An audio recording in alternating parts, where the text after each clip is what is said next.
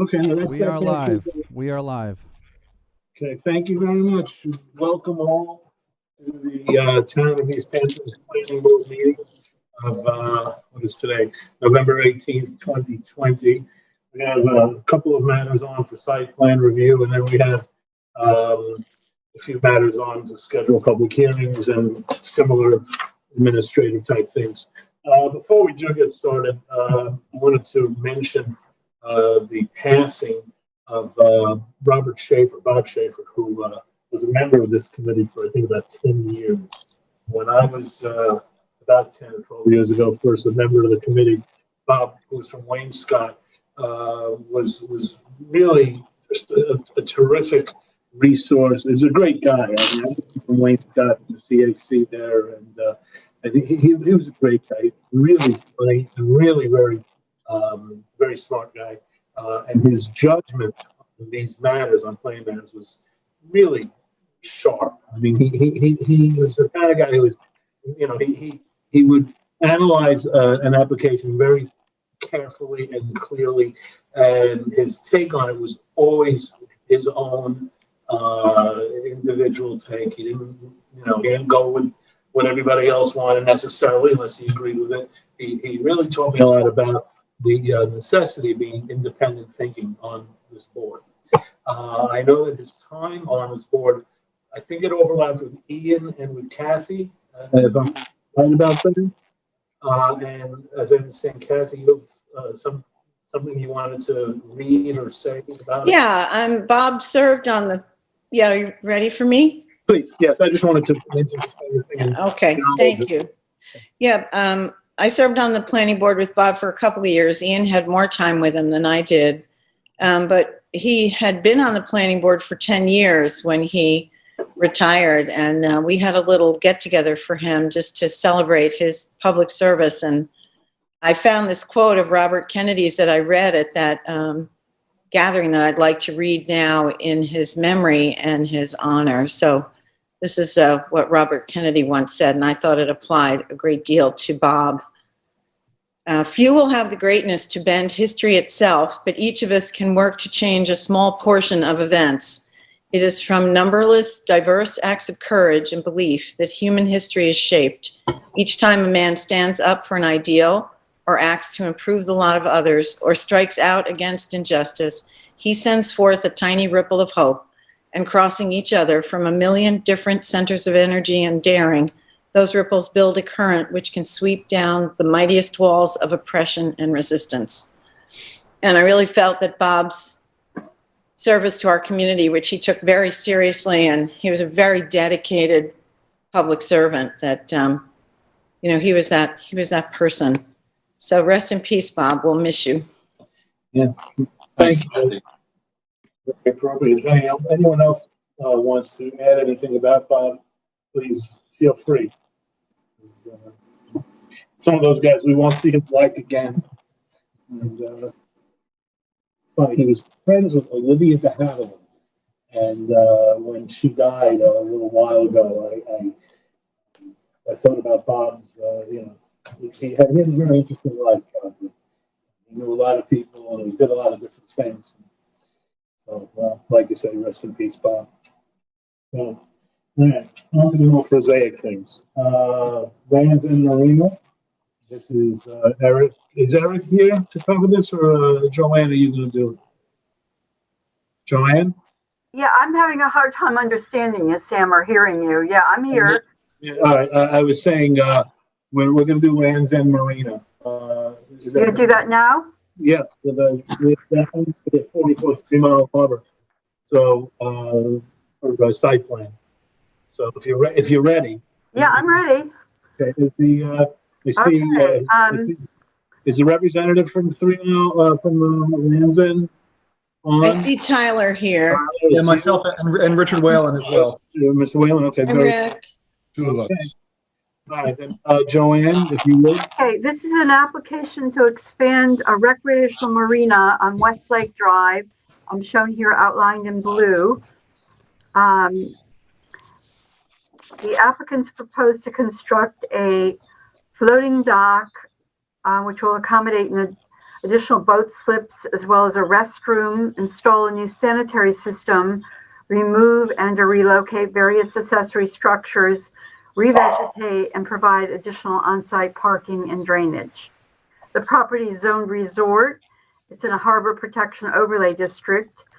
It's bordered on the south by a condominium complex, on the west by motels across Westlake Drive, and to the north by the town's public boat ramp. You can see that it's located just before the intersection. You have to share screen. Oh, okay.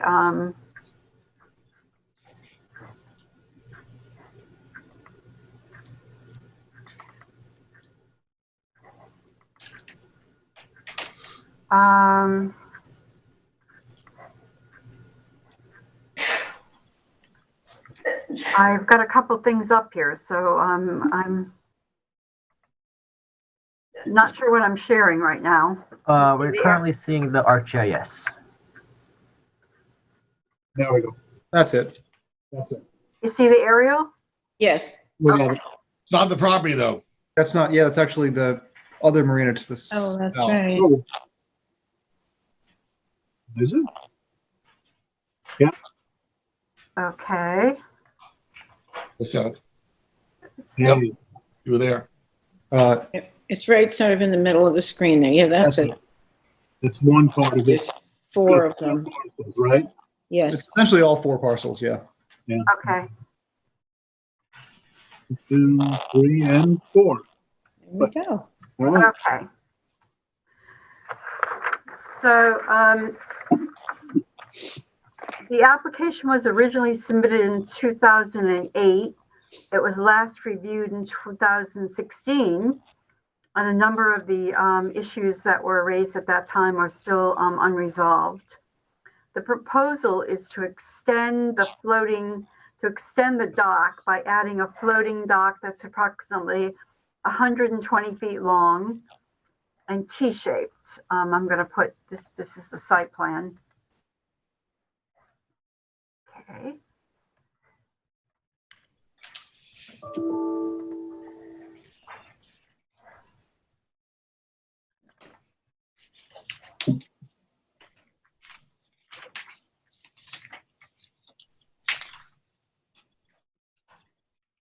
The site plan file is a large file, so it might take a little while. But also the engineering specs show the plan really well too. It's a little smaller of a file, so of course it's up to you which one you want to do. But if you have trouble loading the site plan, the engineering specs. I've got the site plan up on my screen. Is that not on your Okay. screen? No.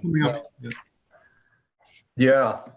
Oh, Sam, can you hear me? Yeah, I can hear you fine. Okay. Yeah. Was that Tyler speaking? Yeah, Sam. Yeah. Okay. Well, let Joanne. Okay, can you see it now? There you go. Yes. Yeah, that's great. Okay. So at the end here, can you see my cursor? Yes. Okay, this is a new 120-foot long floating dock. It's T-shaped. The plan shows that there are 7 new slips on the north side, 10 on the south side, and then perpendicular here there are 9 slips. So the survey indicates that the Walsh survey indicates that there are 24 existing boat slips. By my count, adding up the 7, 10, and 9, there are another 26 that are proposed. The current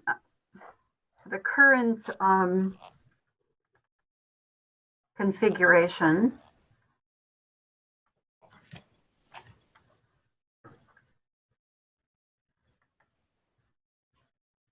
you share. Okay. This is an aerial put together by Eric Shantz, who's really reviewing the application, and he sketched in the yellow at the end here. That's the proposed dock. There are currently, what's the aerial?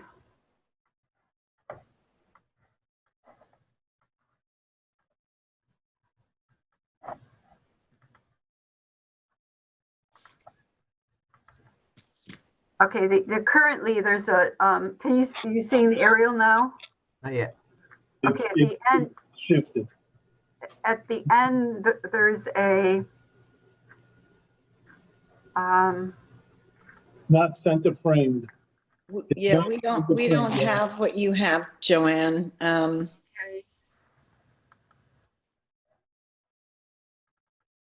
sorry, I'm not doing well shifting between screens. Oh, that's the overhead. It's the overhead photo. You have the aerial now? Yeah. Okay, there's an L shape at the end of it now that currently has several boat slips on it. Apparently that was never approved.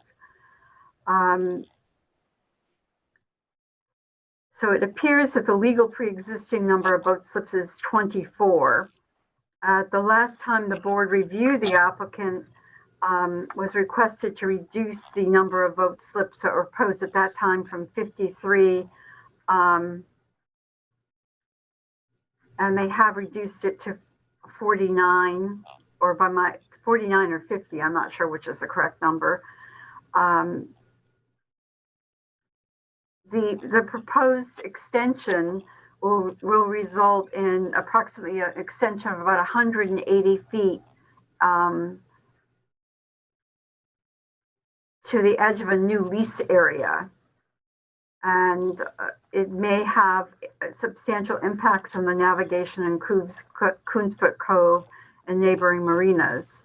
The board received a letter in 2007 from the harbor master saying it wouldn't interfere with navigation in Coonsfoot Cove, but given all the time that's passed, it's recommended that the board contact the harbor master and possibly also the Waterfront Advisory Committee to get comments on that issue.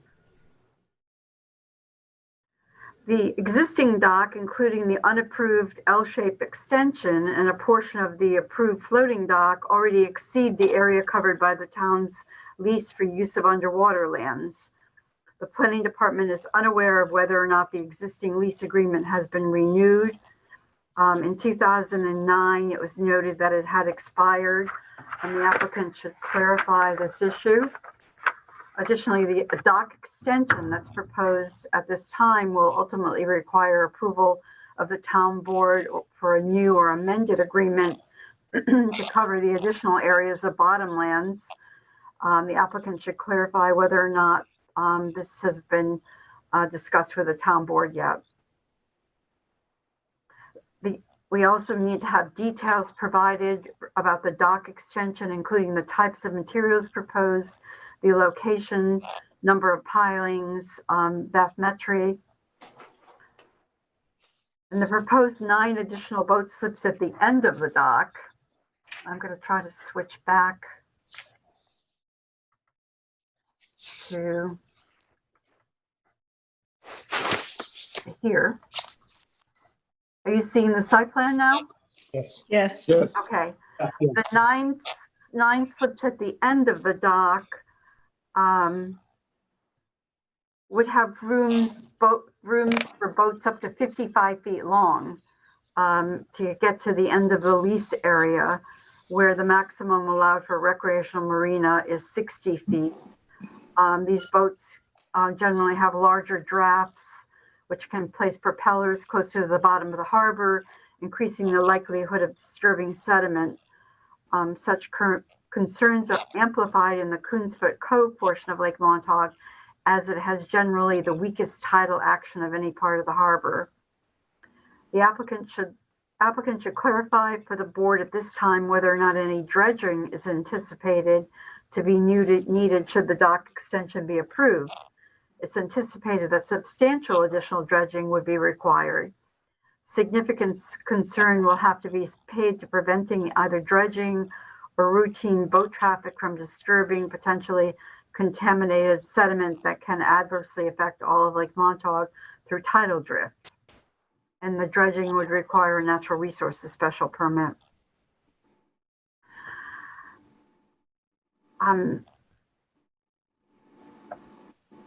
The town regulations regarding sanitary upgrades now require a low nitrogen sanitary system, and the applicants are proposing one.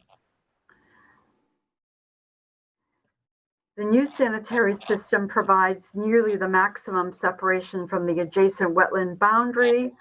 However, a few of the proposed leaching gap, and it's proposed to be, let me see if I can enlarge this. Oh, that's great. Thank you. Portions of the sanitary system are going in this area with the leaching field over in this area here where some additional parking is also proposed. So, and then we do have a profile of the sanitary system here. It shows that there is, that grade will be at the top will be at 9 feet, whereas if we go back to the site plan itself, it's saying that grades in that area are 6 feet here and 8 feet there. So it appears that there would be some mounding involved. It also says a 2-foot minimum separation between the bottom of the leaching field and groundwater, which was found at the time this last test hole was done at around 1 foot. So it looks like there will have to be mounding to make all this work. Okay. The grade's 9 feet where the leaching pools are, and it does show. Tyler, you'll have a chance when. Okay, all right. Thank you. The applicants should be providing the following information: an updated test hole, and the resultant data, and of course the date that's taken, and that should be taken at seasonally high water. It should reflect seasonal high mean water, not be taken at a time of low tide. Existing and proposed final grades should be on the final site plan. The cross section should provide exact measurements, and by that there's some measurements in here that say approximately 2 feet. I do note that at the bottom of the leaching field it says 3.5 feet. So and with groundwater at 1 foot, so that's not quite providing the 4-foot separation. And any designs for mounding of the system, such as retaining wall, should be provided. The planning department finds that the proposal with a new sanitary system requires a new sanitary system rather than just an upgrade. The existing system, which serves the residents on the property, that's right now there's a residence located to the front of the property, and so there's a sanitary system serving that. The new sanitary system is this is the bathrooms that are being proposed for the marina, and the sanitary system is being provided for that, and the single family home is also hooking up to that IA system. No information has been provided regarding how boat generated waste will be stored or removed. That's a special permit standard that be addressed, so the applicant should provide information on that. The parking requirement for the site based on 49 boat slips, 62 for 49 boat slips, and there may be 50 boat slips actually here. We need to clarify that. And 2 parking spaces for the residents would come to 64 spaces. The applicant's proposing 70. 45 of these are gravel. There are 3 handicapped over closest to the dock, and then there are 22 grass spaces. And you see that they're up in this area. There's a line of new parking spaces proposed, and it looks like approximately 6 of those would be underneath where the leaching field is proposed. So that's one reason why we need to know about the mounding. It appears that there would have to be mounding, and that might displace those spaces, but they're actually proposing a few more spaces than they need. So that may if they pull back on the number of spaces, that may be able to address the issue. They've got 20 feet at the entrance. It pointed out in the memo that there are some places where the access tapers down to 15 feet. At one point, a traffic bearing galley may need to be driven over, and it's not clear whether the design could withstand the weight of a fire truck or other large vehicle. Details for the design of the handicap accessible spaces have not been provided. The two spaces appear to be located in an area identified as having stone, and we know that they has to be a hard material that a wheelchair can be pushed across. So that will have to be addressed. Also, the American Disabilities Act requires that a certain number of dock slips be accessible, and that an accessible route from the parking area and restroom facilities be provided. The applicant should contact the chief fire marshal, who has been the one who's reviewing handicapped accessibility for the town, to see what has to be done to address that issue. And we note that the Harbor Protection Overlay District requires crushed quartz gravel as a surface. The building inspector determined that there's pre-existing non-conforming clearing on the property of 40,345 square feet. I just note that the upland portion of the property is about 65,500 square feet. The applicants are proposing to revegetate the property down to 32,000 square feet. I have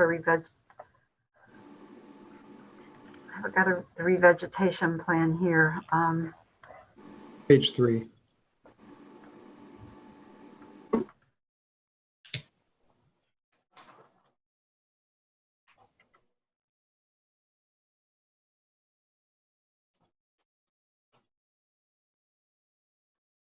This is the revegetation plan or the landscaping plan.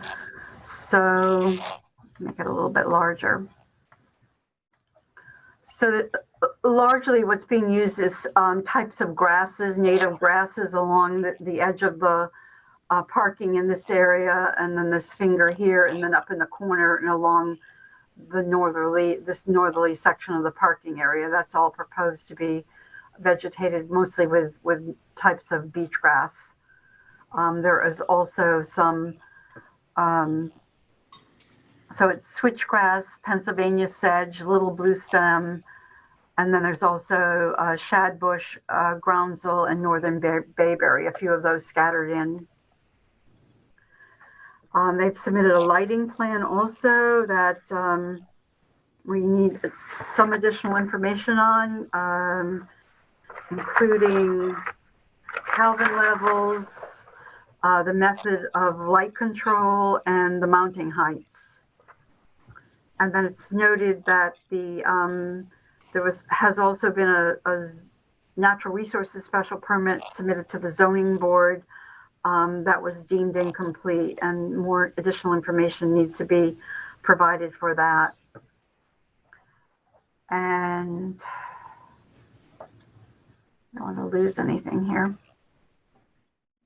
Okay, you seeing the site plan now? Mm-hmm. Yeah. A dumpster on a concrete pad was originally proposed adjacent to the dock. This has been relocated further upland as requested by the board. The height and type of screening needs to be provided for the dumpster. So in conclusion, the application's incomplete.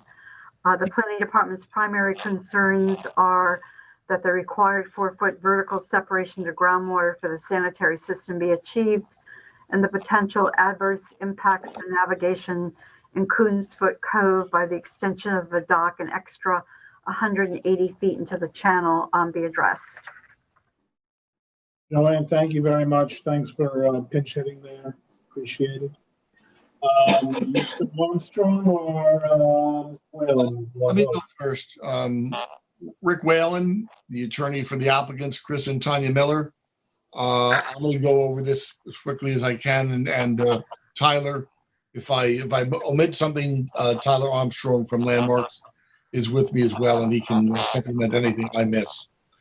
So first overview comment here. As you can see, the application was submitted originally in 2008. The last review was 2016. A lot of these delays, needless to say, are not the planning board's fault. The applicant has kind of slow walked the project, but we did resubmit in May, and we're getting on the planning board agenda in November. And when you do that, the slower the project moves. I mean, there have literally been 6 different people in my office who've worked on this project since it was initiated. Ours is not even the only office that's involved with the project. So the slower something moves, the more things change, and the more things get forgotten. And it's hard to develop any momentum. So hopefully in the future, we're going to try to resubmit as quickly as we can. Hopefully the review next time, there won't be a 6-month delay on the next submission. So the current property there is an existing marina dock right now, as Joanne referred to it. It has I don't know the existing number of boat slips, but it's somewhere between, I gather, between 24 and 26. There is a house on the property. I believe one of the applicants actually resides in the house. And there is a dirt parking lot. The parking lot is unimproved. There's no septic system. There's no bathroom facilities on the property for boaters. There is a septic system, and it serves the house. So it's a very 1960s, if you will, kind of Montauk old-fashioned marina with no amenities and no bathrooms and no proper parking and no handicapped access and none of those things. So the idea is not to make it very fancy. The only building that's being constructed for the marina would be the bathhouse building, with a small second-story, kind of administrative office, and then of course the extension of the dock to make the whole thing economic. So first of all, clarifying, the proposed number of slips is 49. We are proposing 49 boat slips, and I believe that is the figure shown on the site plan. And site plan, I believe you should have, if Joanne will leave it there, that's very useful to have that in front of you. That's our site plan. In terms of the navigability issue, we think for a long time that this has been a non-issue. Ed Michaels did write a letter back in 2007. I've spoken to him on more than one occasion since then. So far, I haven't been able to get a new letter out of him, but every time I've talked to him, he says, yeah, this is not a navigability issue. I've also asked that the town has a Harbors and Docks Committee. I'm a little confused between the Waterways Committee and the Harbors and Docks Committee, but there's a Harbors and Docks Committee, and I think in this year their meetings were interrupted because of the COVID-19 situation. But I have asked that the town, town board member whose committee bring it before them and discuss it. But right now, our understanding from talking to those who we've spoken to, including the town harbor master, is that there's no adverse effect on navigability. And the Millers themselves, Chris and Tanya Miller, they own a marina further south in Coonsfoot Cove, in addition to this marina. And they've said they know where the boat travel goes. There's no reason to expect that this extension of the dock will affect navigability of boat traffic in Coonsfoot Cove. But anyway, we will try to, and planning board is free to reach out to the Harbors and Docks Committee if you will. We'll try to get something from them. Again, I'll go back to the town board committee member and see if we're going to get something from them. But that's where things stand. Regarding the underwater leases, my understanding is that there was a lease agreement for the existing dock that extends out into town-owned waters. You can actually see, now that Joanne has it up there, a lot of docks in Coonsfoot Cove, and for that matter, even further north in the Montauk main harbor area. A lot of the docks extend beyond that red line, which is the private ownership line. So it's not at all uncommon for marina docks in Lake Montauk to be on town-owned bottom line. And the subject case, the Millers, their lease has expired. That's my understanding. The last time I talked to the client, the lease had expired. Obviously, they're still operating. The plan is to get a new lease from the town board. We have had discussions with the town. I mean, not very, very recent, but they've been past discussions with members of the town board. The intention would be to get a new lease, but the town board, naturally, they're not the lead agency on the project. You are. And so until the planning board and the zoning board have acted, the town board's not going to grant a lease. But we're confident if the planning board and the zoning board grant approval to the dock extension, that we will get a lease for the bottom land from the town. In terms of the details of the dock extension, I don't completely agree with the planning department memo on this. There is a lot of information in the engineering plan concerning the dock information, including types of materials. There are notes about the types of materials to be proposed. There would be treated lumber right now to be acceptable to the town that's proposed for the dock extension. Pilings, location, and number of pilings are shown, and bathymetry, which is the underwater soundings, are shown on the site plan. So I don't know why that question was raised. Dredging, the applicants have stated from the outset, and Chris Miller, again, is very familiar with the area. We're obviously extending the dock into somewhat deeper water than we are right now. No dredging is proposed. That's never been contemplated for the project. The applicant is not proposing to dredge in connection with the dock or thereafter. The sanitary system. So the sanitary system is a little bit weird, and I understand where the planning department's coming from on this. Technically, the system is a replacement of an existing system because there is an existing septic system which serves the house. Now I understand the planning department says, yeah, but now you're going to tie up to a bathhouse which isn't there yet. We'll go back and talk to the engineer. If we are doing a septic upgrade, which again, for the sake of argument, I'll say that we are, a septic upgrade under the code, you are required to just do the best you can in terms of your horizontal separation. And we are more than 150 feet from wetlands, which is the normal septic system setback adjoining tidal waters. And in terms of your vertical separation, you would have to meet the health department standards, which we meet. If you treat it as a new system under the town's HPOD regulations, then the town requires a 4-foot vertical separation and a 200-foot horizontal separation.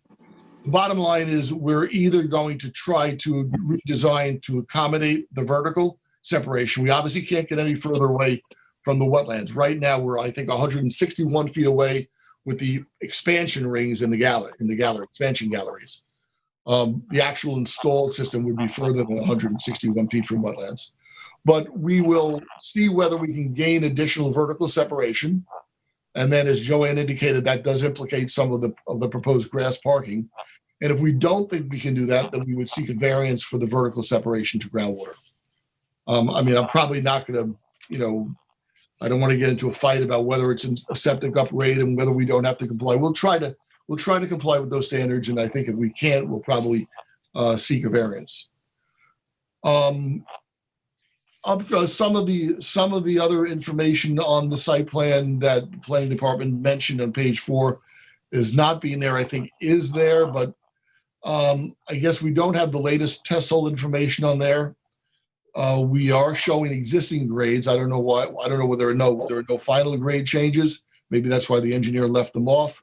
We do show a lot of details in terms of the septic system. I thought most of the septic system dimensions and measurements were there. But we'll check and make sure that they're as precise as they can be.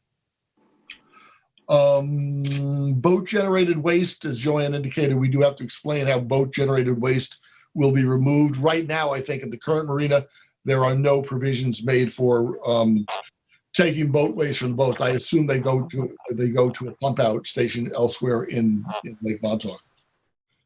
Parking requirements, we are currently proposing 70 parking spaces. We're required to have 64.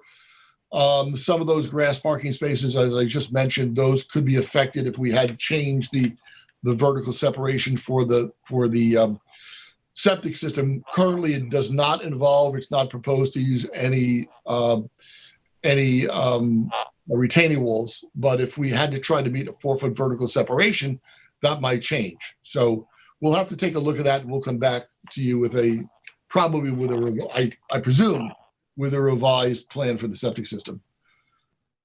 Traffic bearing to the extent that any of the galleys are under the travel area, they are labeled on the site plan as to be traffic bearing. There would be traffic bearing leaching galleys.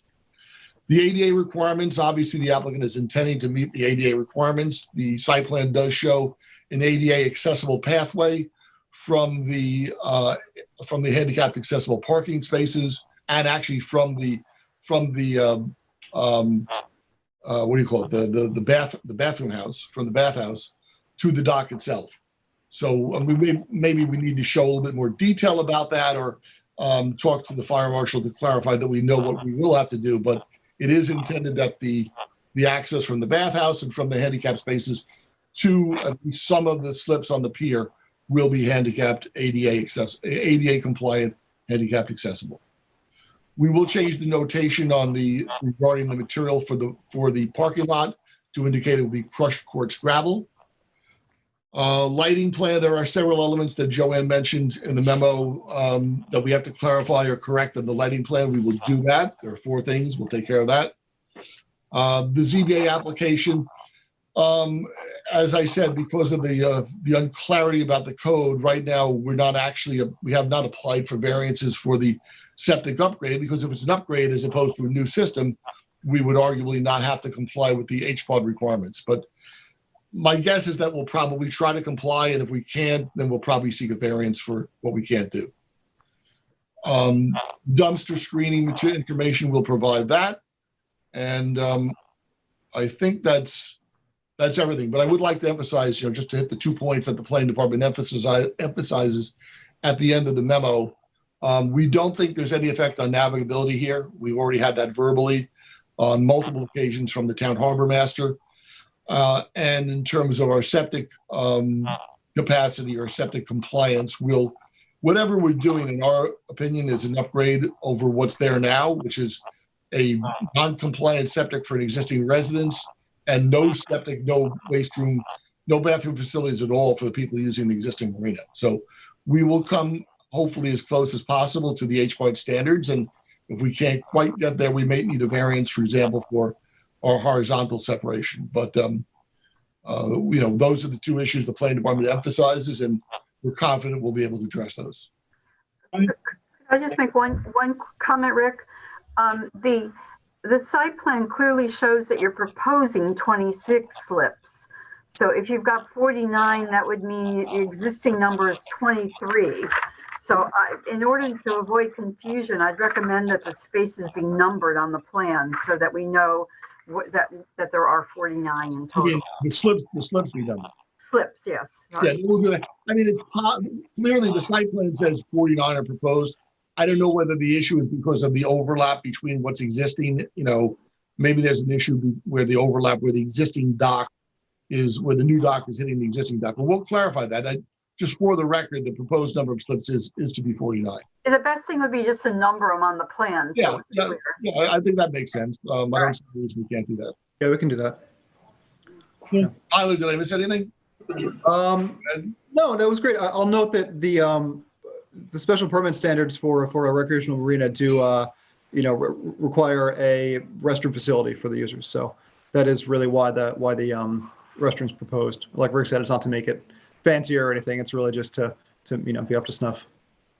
And it's a good idea to have those facilities anyway. Yeah, so. And thus you need the upgraded septic system as well to accommodate those restrooms. I mean, right now, this is what you would call a no-frills marina. Well, that's a small frill that I'm sure people will appreciate. So, Kathy, you're pinch hitting as well for Sharon on this? Sam, real quick, Mike had someone trying to get in. Mike, do you want to? Sure. Hi. There's somebody in the waiting room just with the initials FAC in Zoom. If anyone knows if that pertains to anybody. It's not Tanya. It's not Chris. Yeah, I don't think it's us. Okay. Yeah, I don't. Yeah. Okay. Thank you. Right. In that case, Kathy, you want to take over? Yeah, sure. So thank you, Rick and Tyler, for your, for recognizing the fine work of Eric, and Joanne, thanks for leading us through this it's a pretty complicated situation here. I just have a couple of questions myself, and a point of clarification that maybe Thomas can help us with. But, I think you've offered to do everything that,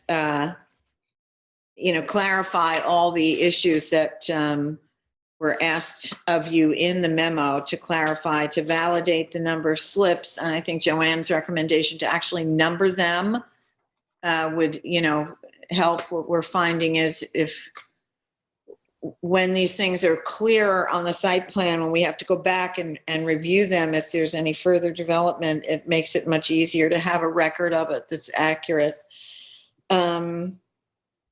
I would ask that we get, I'm glad you've been trying to get something from Ed Michaels, but I would like to have an updated letter. I'm relieved to know that he doesn't think it'll affect the navigability, because it does, it looks like the proposed dock is going to extend, pretty far into the cove there.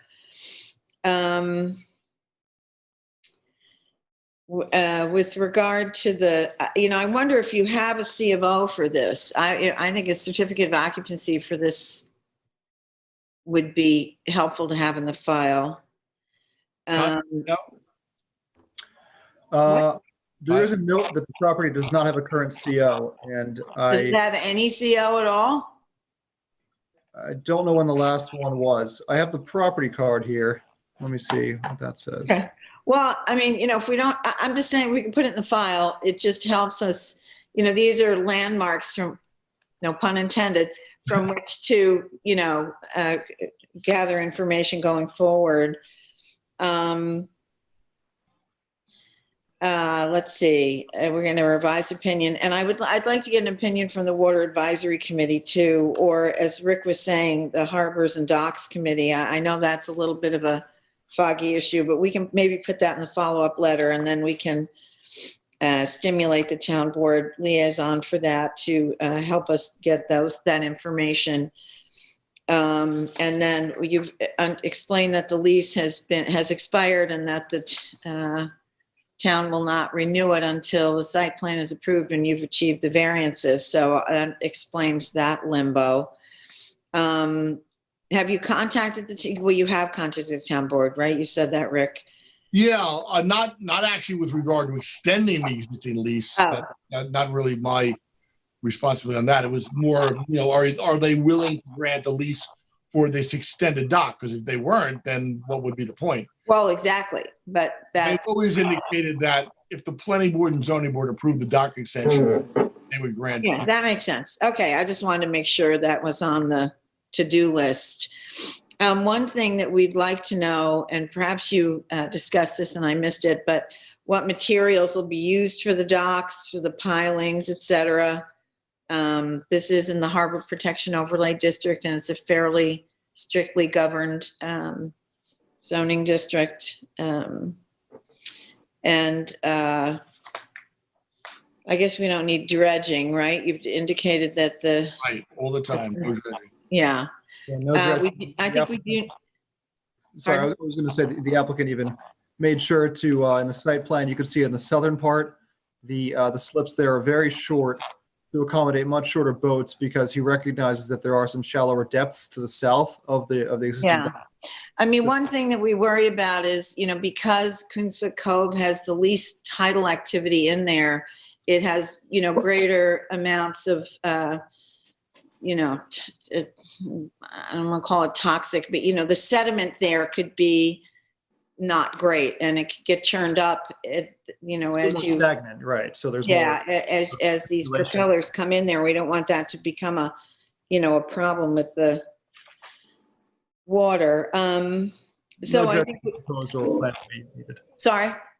There's no dredging proposed or that is deemed necessary. Yeah, okay. Well, I'd like to get some sort of official statement on that from somebody. Who would be the person that we would, what is the professional opinion on that we would seek?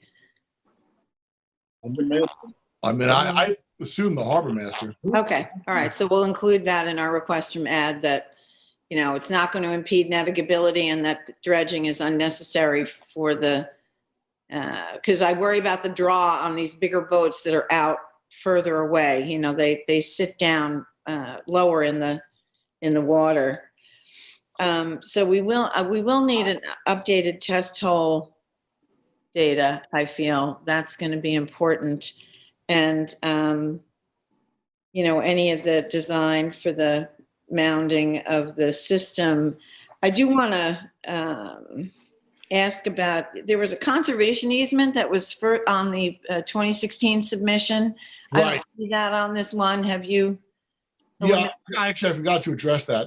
Yeah, I guess we're not showing on the site plan, but I believe that it's still proposed. And Eric asked in the memo why we're proposing it. So a portion of the scenic easement would be on the upland on the wetlands, which are on the south part of the property.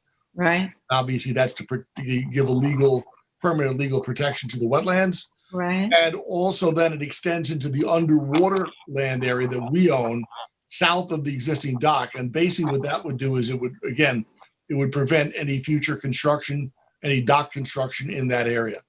Okay, well, that was my understanding, We are but still offering that. from the 2016 app, but not seeing it on this site plan made me wonder if, so I would like it, if you could please include that again on the site plan.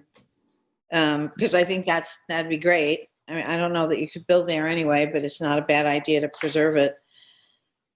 The other thing I have, and I may need help from Thomas on this, but I looked at the Harbor Protection Overlay District code and related provisions, and under 153.370 C, it says existing sanitary septic systems. Any septic system which legally exists on a residential property on January 1st, 1996 should be replaced or upgraded in the following circumstances and to the following extent.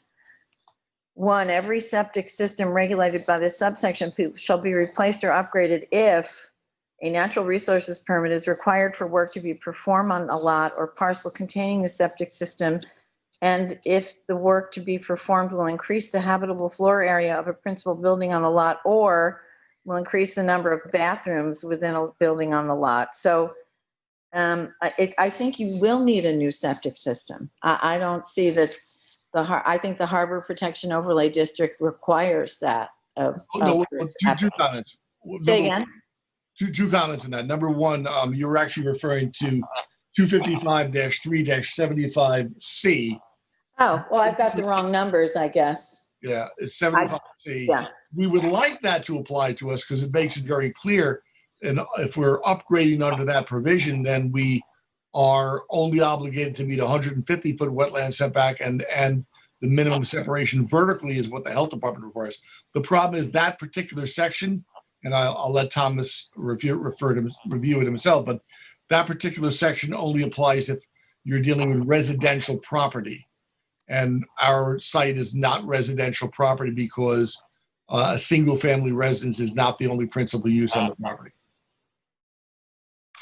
So what do the Harbor Protection Overlay District regulations, are you telling me they don't apply to commercial properties? It's ambiguous, the way I would put it. It's ambiguous? Yes. Okay, well, It's a lawyer is. I'm having a little trouble with that. I can't, it's no such, I don't know. I mean, obviously I've got the wrong, code number, but this was a local law in 1995. Let me research it now. Let's hear from Thomas on this, please. I'll research it and get back to you. Because it seems to me that the code provides for this, and I read it, and maybe I missed it. Rick, I really respect your, the code as well as anyone I know. But if you review this under chapter 220, I think that it comes out pretty clear that it does need to upgrade the sanitary system. Okay. Well, whatever. We've got to figure that part out. I think you are going to need to upgrade it, in which case, the business with the mounding and the separations, I think you do better to do that. I think the mounding would give you the separation you would need. And the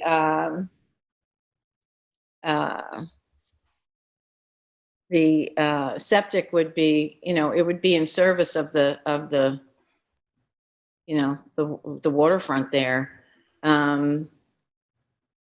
We'll get Thomas to check that out for us and see what he thinks. But I would like to see the test hole data I think we need, and Joanne rightly pointed out that it needs to be done not at low tide. You know, these, you know, the wetlands are, it's all,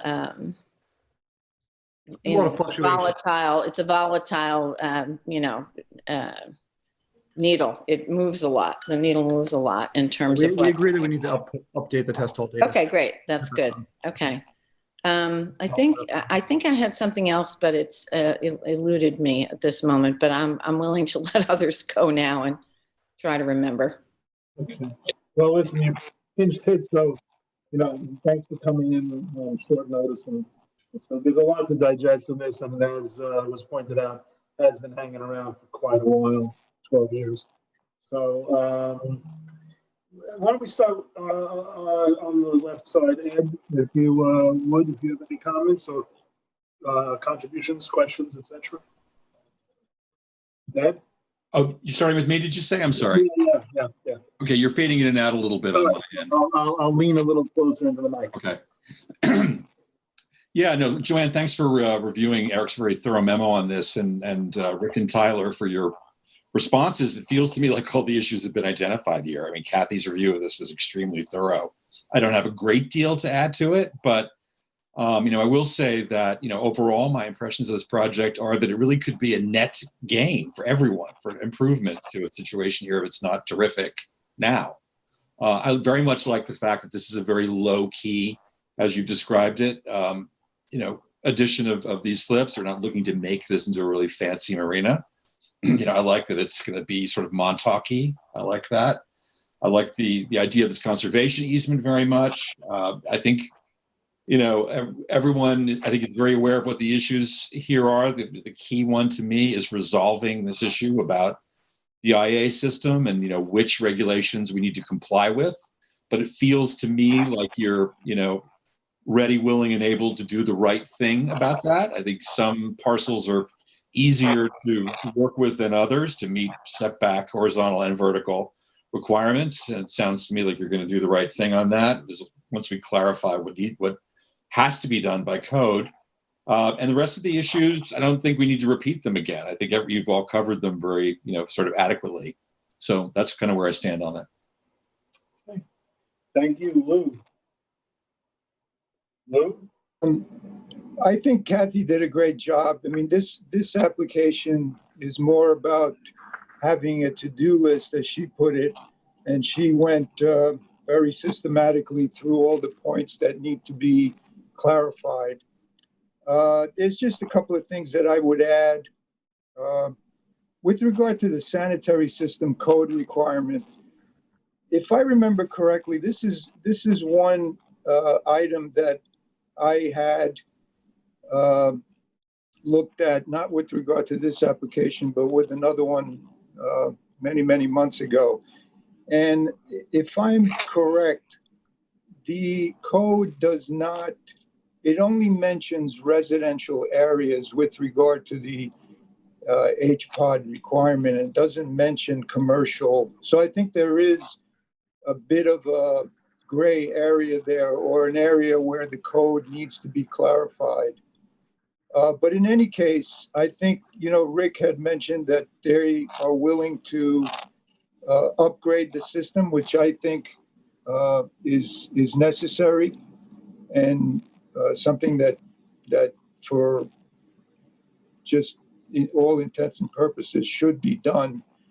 And I think, you know, with regard to the difference between the horizontal separation and the vertical separation to groundwater, I would think you know, and I'm not an expert, but I would venture to guess, and I would be happy to get more expert feedback on this. I think the vertical separation to groundwater here is a much more vital parameter that needs to be met, because there are more issues with that as I see it, as has been pointed out. So I just want to highlight that one point. And the other thing that I know Kathy with her to-do list mentioned the dredging, and we got some clarification on that from Rick.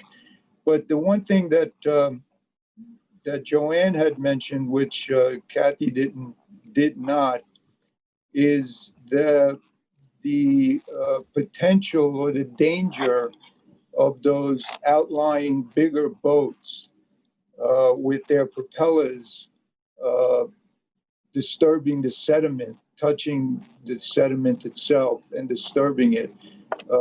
I'd like to know more about that and have assurances that that's not something that is in danger of happening. So those are my points. And like I said, we've got a lot of areas that need clarification, a to-do list, however you want to put it. Thank you. Thank you very much, Lou. Ian? Yeah, can you hear me, Sam? Yep. Okay, yeah, I'm sorry, I'm having some internet issues, so I'm on the phone now. And I'll say ahead of time, I missed part of Tyler and Rick's presentation, so if I sound like I wasn't paying attention, I wasn't connected. I think that the other members covered most of the issues here. I will just say, fundamentally for me, and again, I might have missed something here, it sounds like the site has some issues, and I don't know why we would be jumping to expand it if they're asking the town for a new lease and extra slips. I understand why it would be a benefit to improve what's currently there, and I think they have incentive to do that because they can't get a new lease until they get a site plan approved. But I do wonder, unless everything else is, super tight and code compliant, why we would want to allow extra slips on a already problematic site. But perhaps that was somewhat explained, so I will watch the replay here. Otherwise, I think that the sanitary systems, it sounds like the applicant is willing to comply with either the greater vertical separation or the different standards. I think really that's a building inspector determination in terms of whether this is an upgrade or a new system. But frankly, sort of along the same lines of what I just said, I think that it would behoove the applicant to, give the town the best environmental benefit there.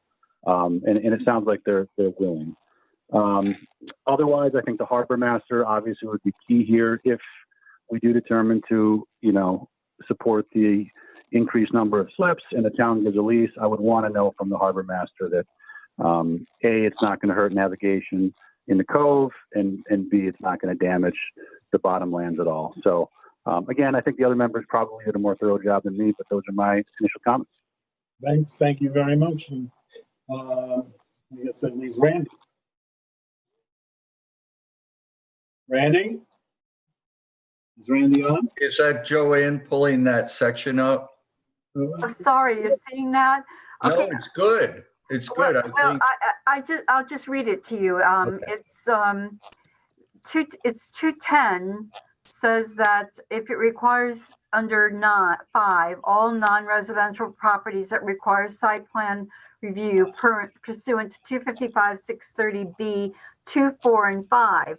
And 4 of that section says any other activity essentially which increases site parking requirements.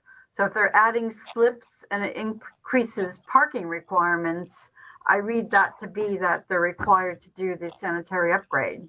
Okay, Also, hold on, please.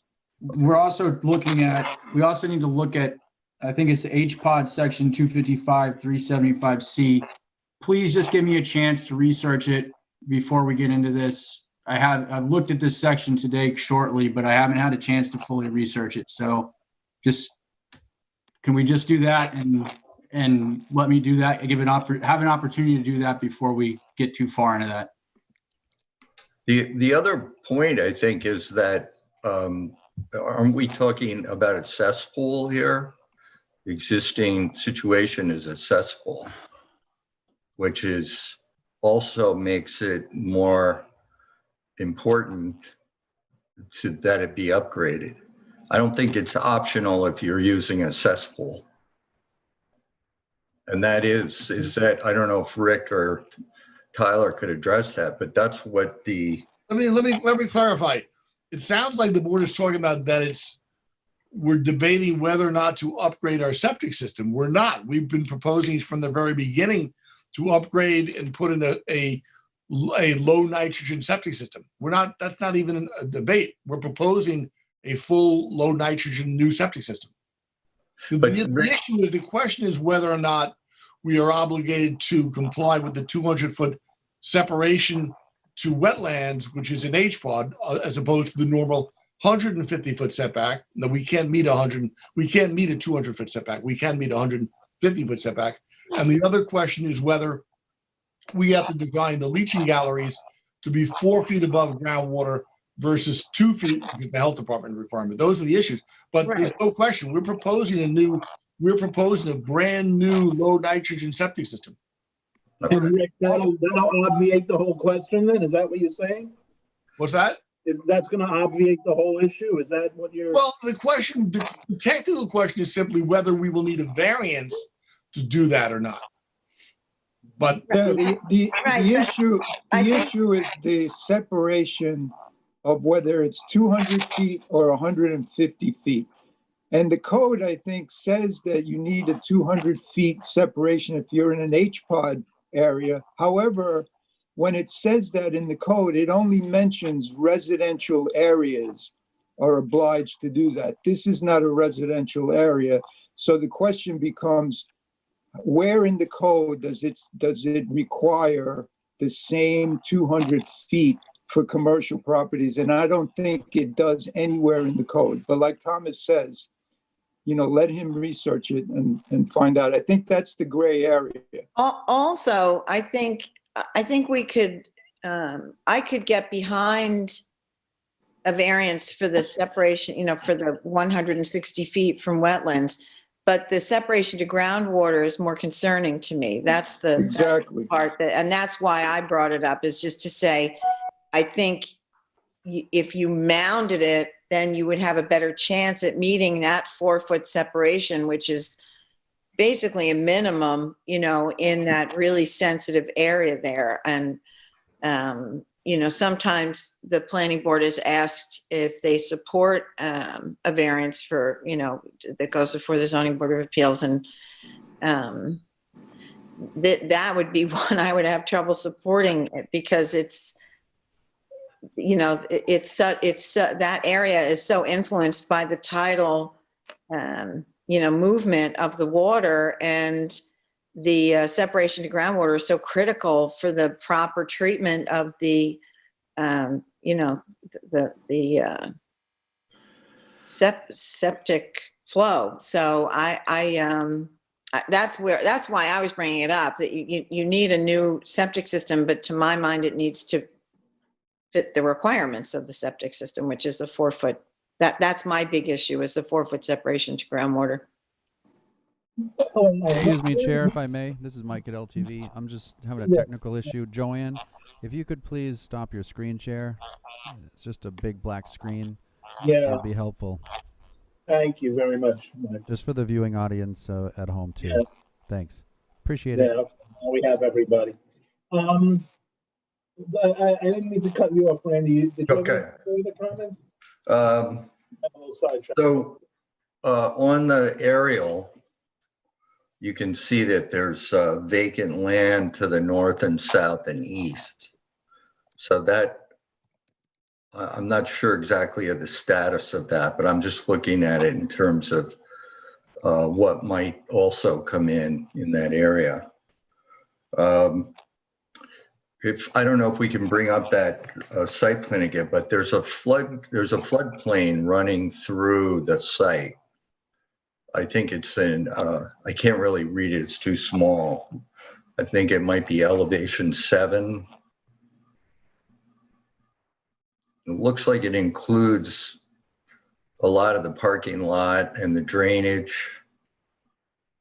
It is shown on the site plan as well, the flood zones. They're kind of hard to see because the contours are the same color, they're all black, just like the flood zone borders are. But there's AE5, which does encompass sort of the center of the parking lot, and then it goes down to AE7, seaward of that. And then there's a bit of a VE zone in the most seaward area, which only has maybe 3 parking spots in it. Okay. So yeah, there are 4 different flood zone elevations on the property. And you can see the bathhouse, the bathroom house is outside the flood zone area. Yeah, that's all the structures are in zone X. All the bathhouse structure is in zone X. So but this, we're more frequently getting 100-year storm or 100-year floods. And I'm just wondering if if the lower area of the parking lot and where all the drainage is proposed is inundated on a regular basis or not. It's a question. The other part of that is that all of the drainage structures in the parking lot, if we could get some more information about like a section of those, are they 4 foot, 2 foot, 8 foot? Down to 8 foot. Yeah. I think 8 foot would put them in the water. There's a lot of them. There's a lot of them shown, so I assume they're all shallow. Okay. But we'll provide a section. Okay. Okay, there's a detail on the site plan. Oh, are they 2 feet? 2 feet? Looks like it, yes. Okay. Normally we do the Suffolk County Department of Health Services calculation. I don't know if that's on here, but including the slips, the office, and the house. I just wonder if that's been done. Do we have a? It's on the site plan. It is. Yep. Okay. And how does it match up? So the flow, there's no problem with the flow on this site then with that? I believe everything has been designed to meet health department standards. Oh, okay, good. I think that's about it. I think my main concern is really that that T that goes out, and then you've got slips on the outside of the T, and on the aerial it shows there are purple dots. I guess that's the edge of the channel there, and it really looks like, especially if it's a 55-foot boat, it looks like they would go into what's marked there as a channel. And even if they don't, how's a 55-foot long boat gonna, if that was a parking lot, we would require an aisle that's wide enough for the car to back up without hitting any other cars. So you see, are those purple dots the edge of the channel? I don't know, actually. I don't know. Can you share this? I don't. Yeah, really. What plan are you looking at that has the purple dots? It's the aerial. Oh, the big. We had just had it up. Now it's disappeared again. Is this something the aerial we submitted, or the aerial? Something else. It's not. Okay. I think it may be an aerial that That was from the 2016. That's it right there. That's from Eric's 2016 memo on this same application. You see those? That? The purple dots appear to be marking the edge of the channel, and that T backs right up to the edge of the channel there. So I don't see how we could have boats backing, into the both in the channel when they're at the dock and then backing up to get in and out. And I don't really see how the town board's going to approve a lease of the bottom of the channel for that. Well, let's not jump to any conclusions. I don't know what those purple dots are. Yeah, and we're going to be getting into this with the harbor master also. So yeah, I think it would just be useful for the applicant to consider, limiting the length of the boat for that part. That I think it was a concern of mine. I forgot to bring it up. Lou said it. Randy said it. I think that's an issue. I think it might be useful for the applicant to understand that we have concerns about a 55-foot boat in that. Yeah, no, I'm kind of with Ian on this, that I'm not sure. I understand they need they would like some more cash flow to pay for these improvements, but I'm wondering if that T at the end is necessary. So that's my question. Randy, I will say this: without the cash flow, there are no improvements. Okay. I mean, that's to be blunt about that. Is there enough cash flow without the T? One other thing, actually, Randy, That's something we need to get into here. I just want to address Randy was asking about the. We leave that map up there, the open land you see around. The land to the north of the launching ramp is town owned. The land south of our dock is on our property. That will be unimproved, and as mentioned before, the wetland and the underwater land off of it will be in a scenic easement, and then the piece south of that, although it's not shown on that aerial, that now is condominiums right along Westlake Drive, and the great bulk of the property is, I think, in a scenic easement. So they couldn't even apply for a dock on that one. No, that's right, they can't. And then across to the east, you've got, it looks like 1, 2, 3, 4 vacant tax parcels. So that's just something we can all think about. Who is that, and would they potentially come in for a dock at some point? I don't know if the planning department could take a look at that. The central ones there, Randy, are the wooded ones are residentially zoned, just for what it's worth. Oh, they are. Okay. Yeah, 2 big wooded ones. I know in fact, there's a sign up there. You go by Star Island Drive. It's like, residential lot for sale. Okay.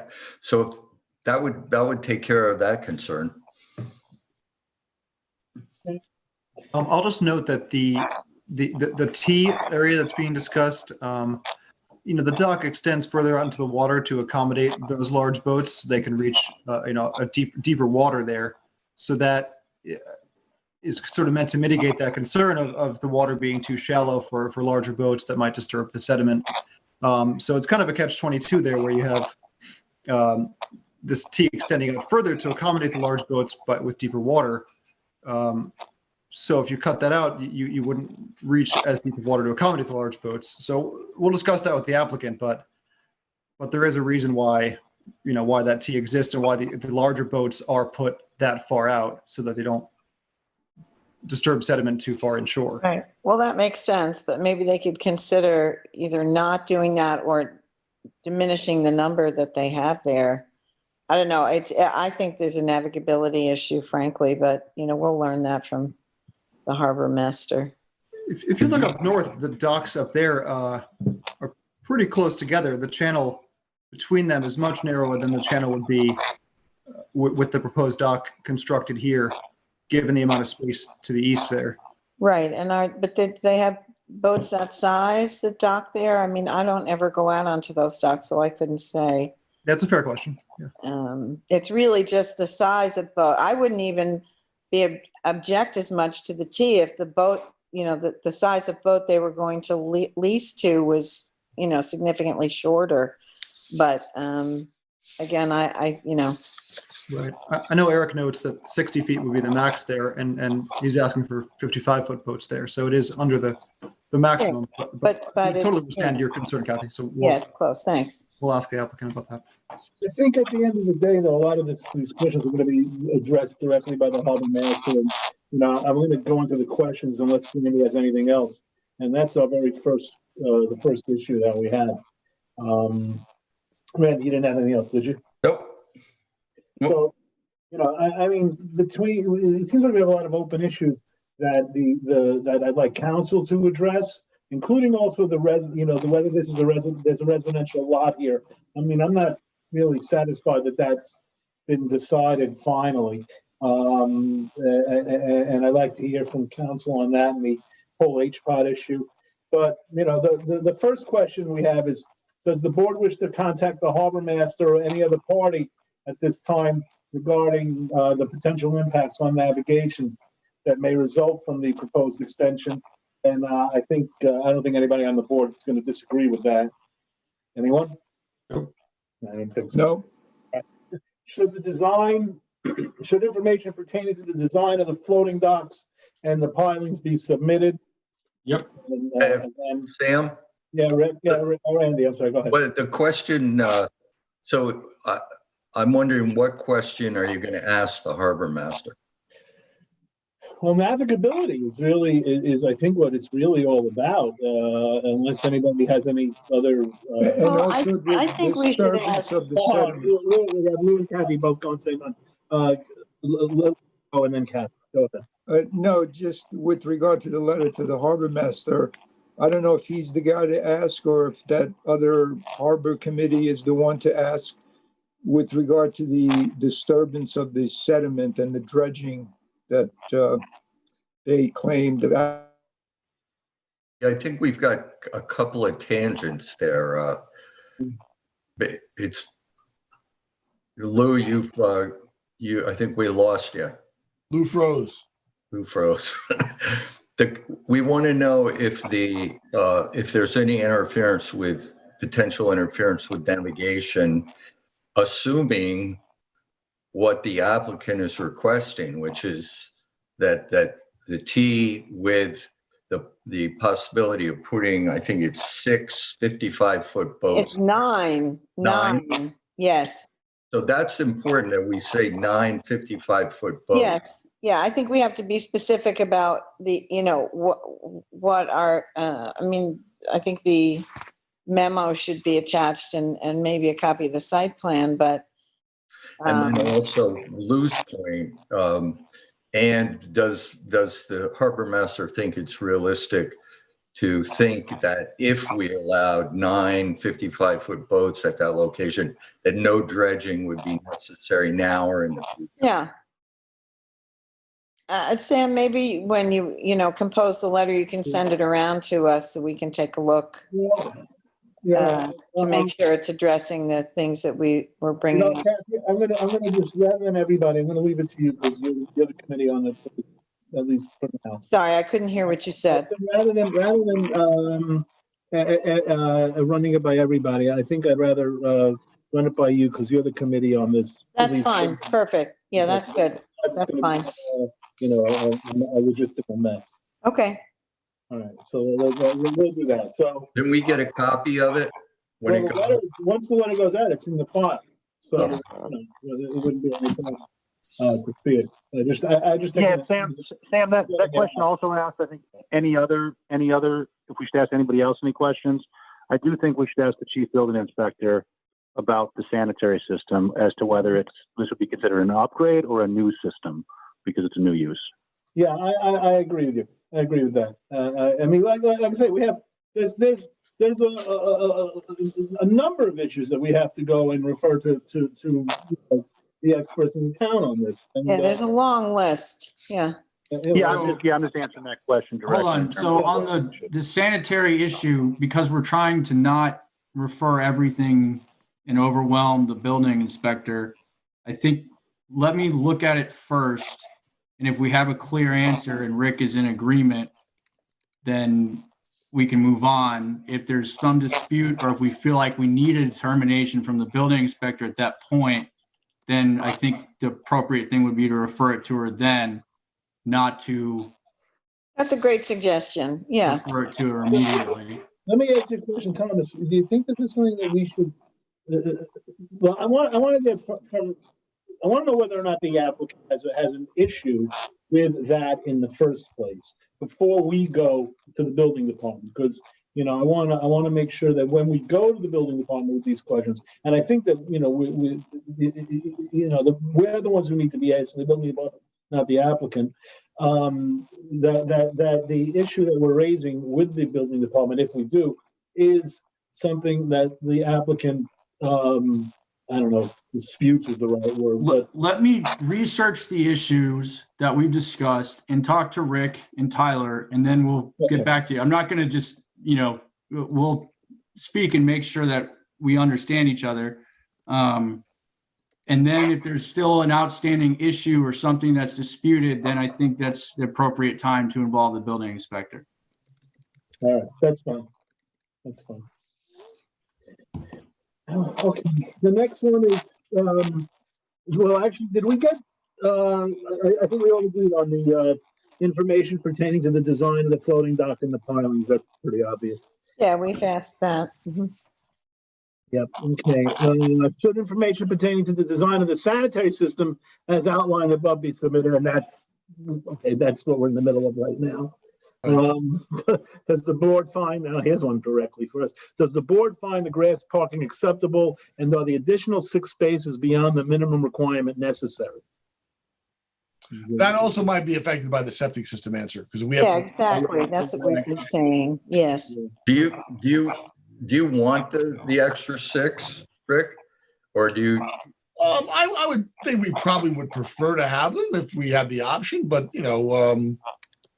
they're above what's required by zoning. You're not going to find a time when everyone in the marina has their boat out. That doesn't happen. Even on a nice day, there'll be people not going to come. They won't have their boat out. So I'm not really worried about lacking parking spaces. Yeah, I mean, we might be better off with native vegetation instead of 6 unnecessary parking spaces. Well, let's see what happens with the septic, and then we can make a determination on that. We don't need to get here. Yeah, I don't think we have to. Yeah, no, I agree. I don't want to get into the weeds, but speak on that. Yeah, Um, literally. It depends what's growing. Should the lighting plan be amended? Yes. I think I don't hear a lot The Kelvins, of conversation about it, but yeah, and then the heights. all right. Okay, that's everything. Okay. All right, we'll look forward to seeing you again real soon. Yes, And, much sooner this time. Have a great Thanksgiving, Rick and Tyler. Thank you. You too, Kathy. Okay. Thank you. Good night. Okay. Next one is 484 3 Mile Harbor, and Marco, this is yours. Is the applicant present? Oh, thank you for asking, Thomas. Is the applicant? Who is the applicant? Where is the? Is that? Pam Glazer. Oh, okay, Ms. Glazer, how are you? Thank you very much. Hi there, how are you? Welcome. Actually, it's Rick Van Benscoten as well. I think you have, you mentioned FAC before. That's Frank Cilione. He's in the waiting room. If you could let him in. LTV, did you do that? Yes, Chair. I have an FAC in the waiting room. I'll admit into the Zoom. Thank you. Coming in now. 1 minute.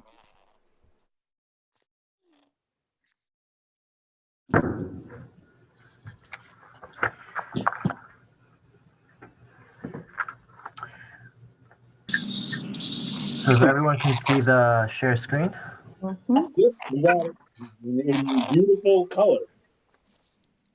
Okay, so an application has been made to change the use of and expand a non-conforming building by proposing a second floor office space, paved parking space, and extensive landscaping.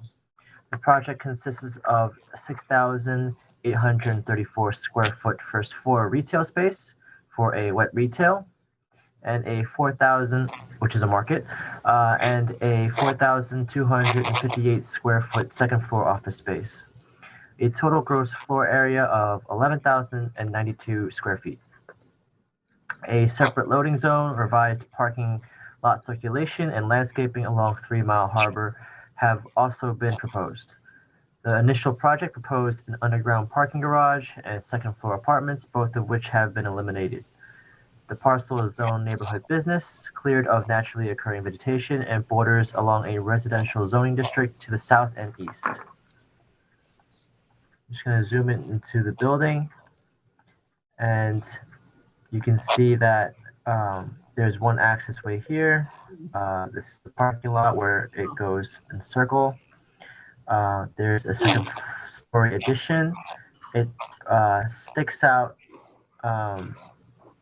over the first floor building, and it appears the first floor has a small bit of some sort of square footage that's being added onto it, and there's an overhang under here. And this is the elevations. Well, this is the western elevation. Okay. And then I'll just leave it here for now.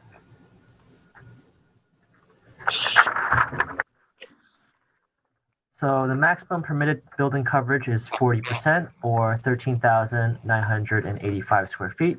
And the proposed 6,861 square foot building complies with zoning. The existing total coverage is 30,135 square feet. The maximum permitted is 24,473 square feet.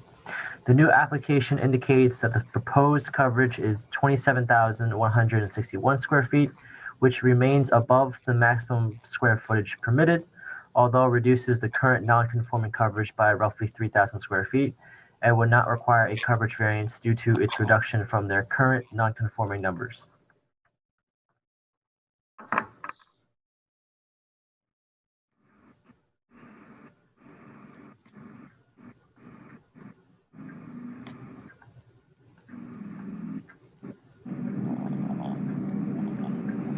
So the building envelope depicted on the revised site plan has been corrected to display that the side and rear yard setbacks are doubled where the site borders a residence district. The existing building is pre-existing, non-conforming with regards to setbacks on the northern and eastern side. The north being where my mouse cursor is. The parking proposed on the southerly side is proposed close to the property line and does not meet the 30-foot setback requirement based on the double setbacks as it adjoins a residential district. The parking facing along 3 Mile Harbor Road is located diagonally close to the property line and does not meet the 25-foot front yard setback requirement. The board would have the ability to relax these setbacks pursuant to Chapter 255-6-63 if it found that this was in the interest of good planning. The amount proposed to be relaxed range from roughly 20 feet along the sides bordering the residential districts to 23 feet on certain portions of 3 Mile Harbor Road. The standards for such are also attached. The initial project had proposed parking directly along the road of 3 Mile Harbor, which has been eliminated and now includes a partial landscaping buffer.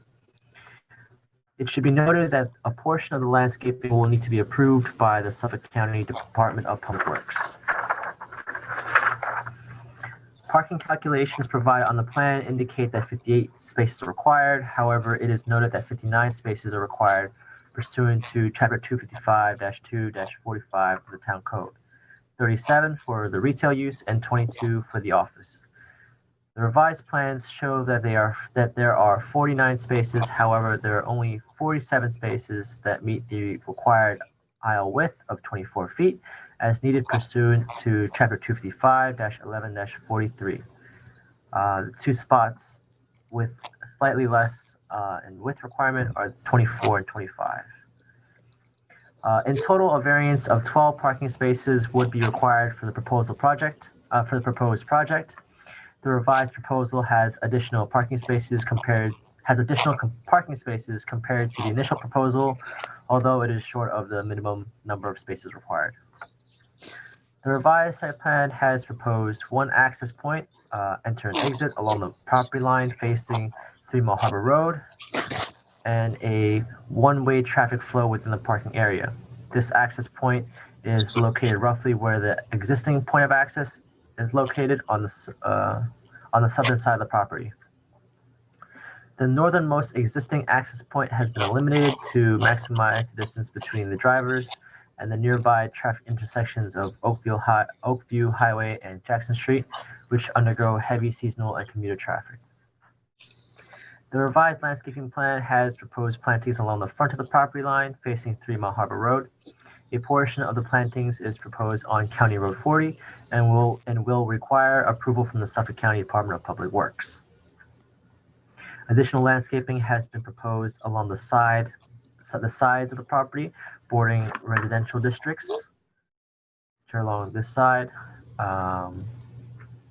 And a new tree massing has been proposed on the northernmost side of the property. The northernmost side or rear of the existing building contains a brick patio, AC units, and a roofed overhang, which will be replaced with landscaping. In addition, the location of the dumpster area, which is currently located close to the neighboring residence, which is actually roughly where parking spots 23, 24 are, has been relocated in the proposed loading area along 3 Mile Harbor and noted to have fence screening. A comprehensive site landscaping plan should be submitted, including the elements listed below. And I'll move over to lighting. No information pertaining to exterior lighting has been submitted. The proposed survey appears to have 26 light posts of an unknown height and brightness spread across the property. A comprehensive site lighting plan, which meets all the provisions of the town code, as well as the planning board's guidelines for exterior lighting, should be submitted. Lighting posts are across the parking lot and along the edges of the property here. It's kind of small, but if a board member requests, I can zoom in. But just be known, it is spread across along these sides here.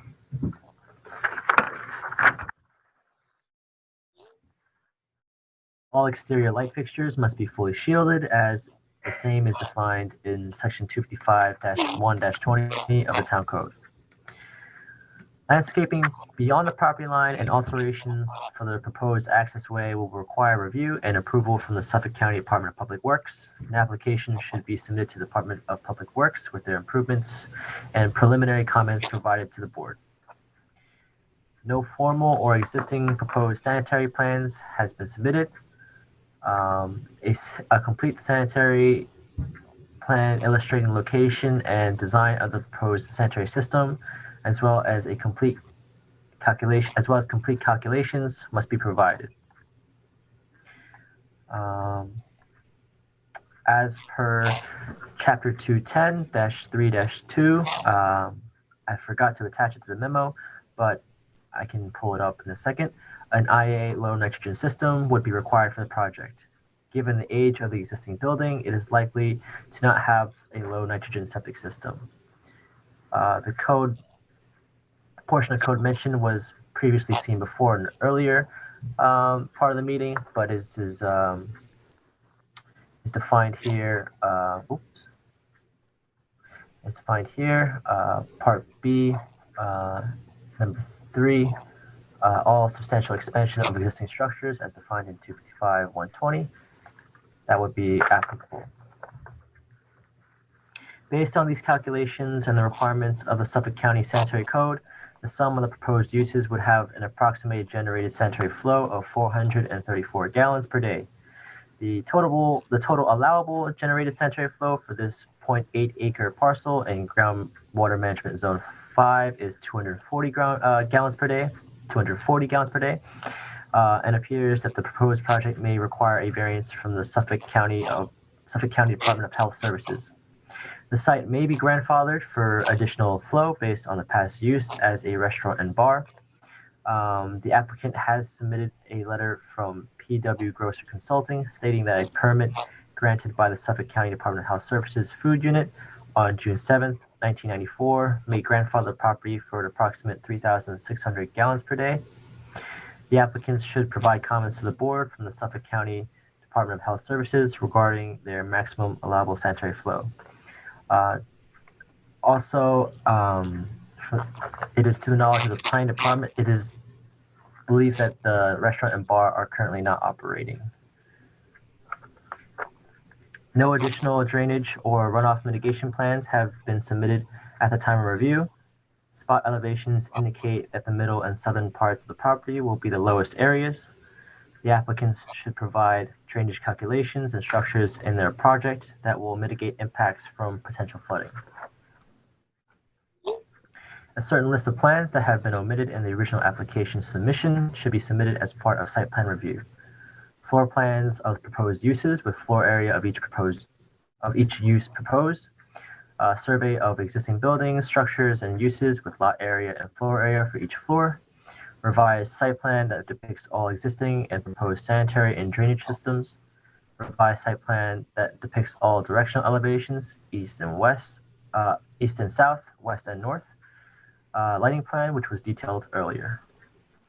The planning department has not yet received comments from the chief fire marshal regarding fire safety or ADA compatibility at the time of review.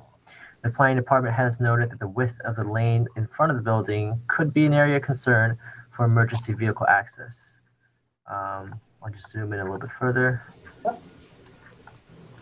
which is the lane as marked as 16.2 feet. This lane may need to be designated as a fire lane to ensure fire safety. The proposed project will require the approval from the ARB, and the application should be submitted. An application should be submitted to this agency as soon as possible if the applicants have not already done so. The second floor will have a gabled roof with a height of 35 feet. It should be noted that the proposed survey should be revised to state 44 3 Mile Harbor site plan.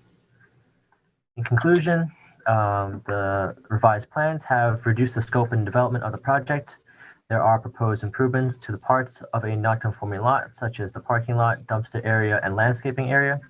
However, there are remaining concerns that the applicant should address. These include, but are not limited to, excess sanitary flow, limited number of parking spaces, lighting near residential districts, and changes within the jurisdiction of the Suffolk County Department of Public Works. Just a reminder, such proposals are requesting variances of setback variances for the front, rear, and sides, and a parking variance. That's it. Sam? Yeah, no, I'm just looking here. All right. This isn't I thought for a moment this might be a preliminary site plan, but it isn't. All right, Ms. Glazer, please go ahead. I'm sorry, I couldn't quite hear you. I said, I was looking at my notes because for a moment I thought I was in my online mistake, and I thought for a moment it was a preliminary site plan, but it isn't. Ms. Glazer, go right ahead. Originally, we presented quite a full plan for building with renderings, and we spent quite a bit of time with it. And after a preliminary site plan, we had thought that it had gone very positive.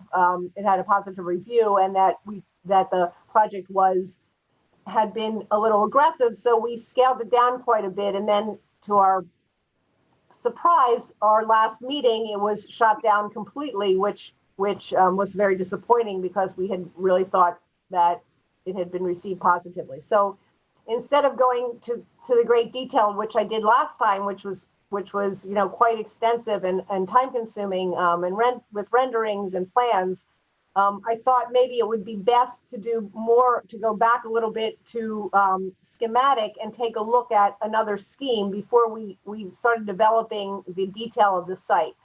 So our intent, of course, is to submit lighting, drainage, septic, everything necessary, complete plans and everything. But I thought rather than spending my clients' money, that it would be a good idea to take a look at the at the parking versus the square footage that we have, the change in flow of traffic, moving the entrance, everything that we made, that we've revised, and see if we're getting closer to what might be acceptable for this site.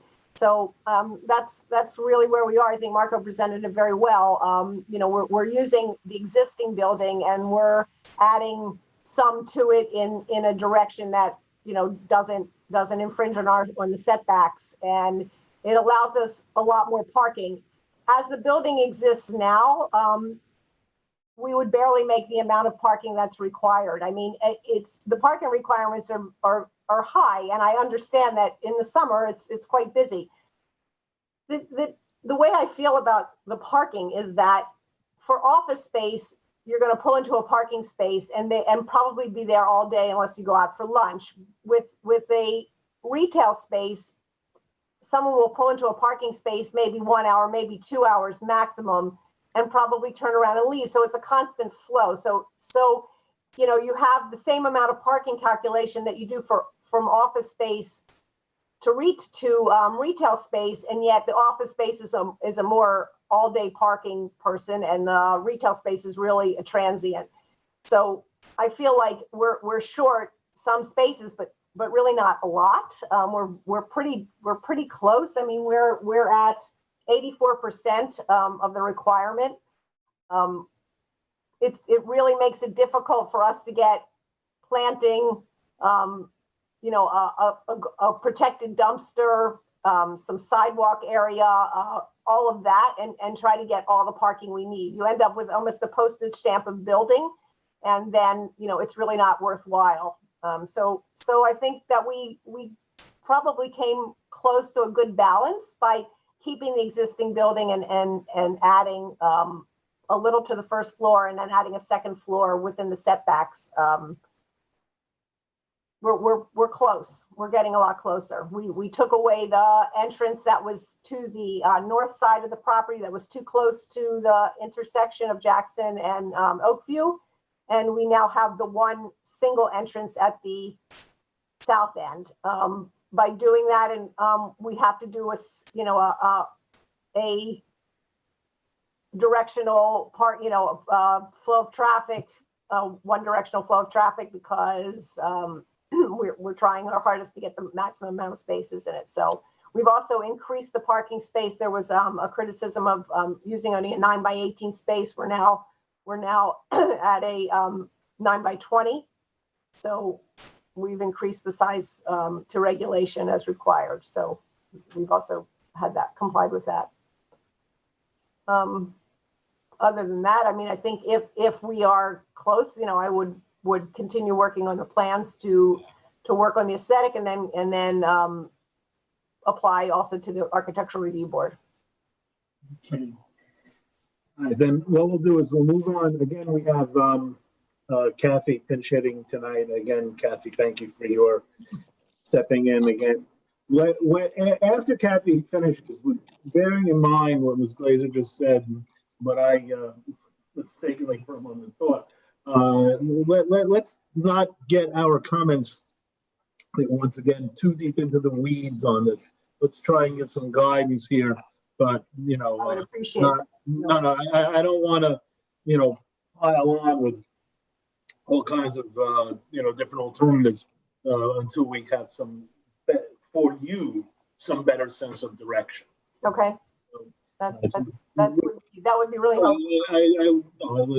It needs to make sense. So Kathy, if you would. Sure. As the applicant is done, weren't there two representatives?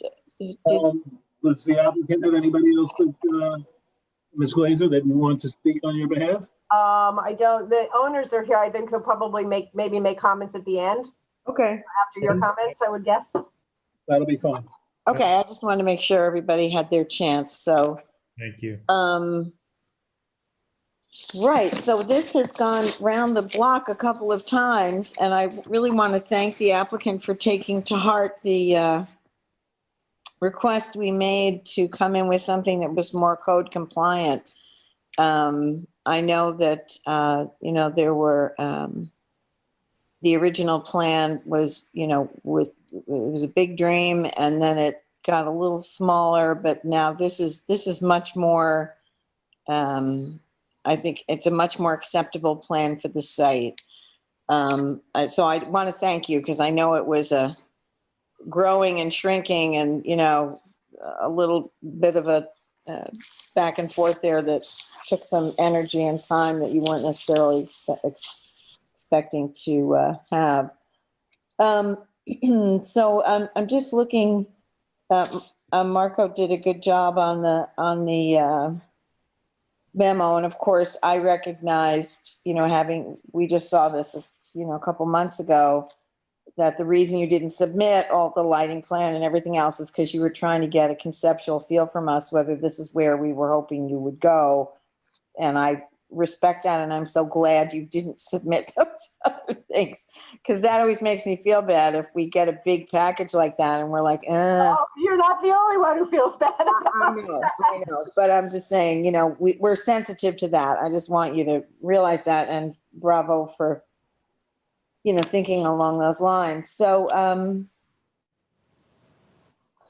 you reduce the coverage, which I applaud you for doing. I think this is a much better plan. You put the ingress and egress in the southern, you avoided the Jackson Street and Oakview Highway, the potential of complicating that area there. I know that the landscaping is not detailed at this point, but my only, I have two suggestions, and one I hope you don't want to rip your hair out about, but I know that you are grandfathered for a lot of additional, flow, That's an line open flow. question. Yes, from the septic system, yes.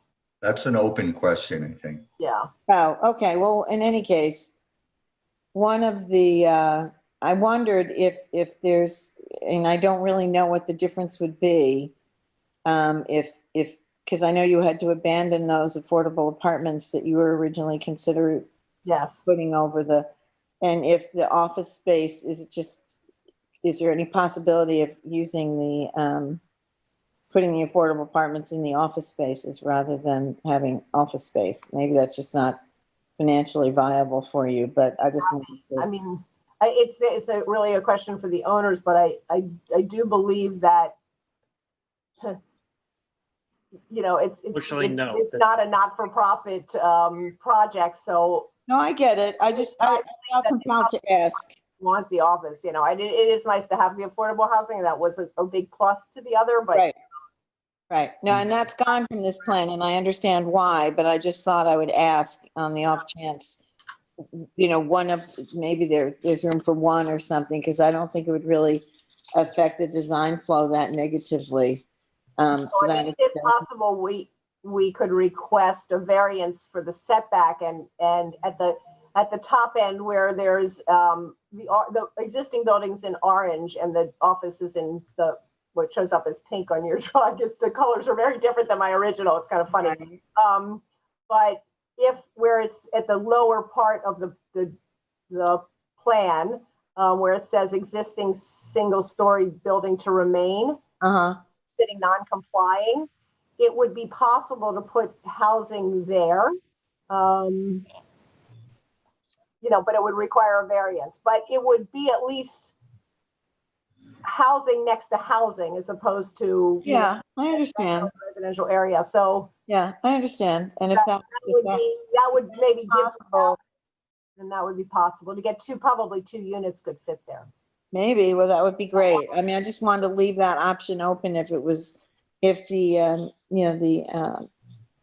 owner was interested in doing that. I think, this is so much better or so much more compliant than the last two were. I think everything that Marco brings up, you'll have to address in terms of those, the setbacks and stuff.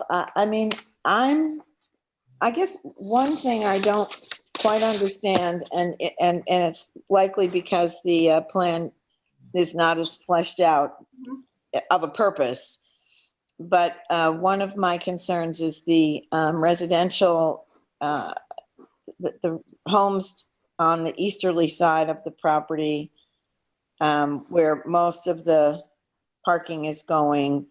And if there is, I know you have some light posts there, and but I can't tell. It looks to me like you might have some trees and so forth, but I wonder if there's any. Is that are those structures? Those are requiring a variance setback too, right? Because the parking isn't within the. That's correct. The parking setback. Not within the setback. So is there something more you can do for the for a buffer there between, because that's one of our primary responsibilities is to, buffer these commercial uses when they abut. Would the type of tree or the thickness of the tree be relevant to that? I mean, if we were to use a consistent evergreen tree so that we really got thick, all year round grouping. Particularly, the lighting was actually lower than the tree itself. The lighting will for sure be down lighting, no question.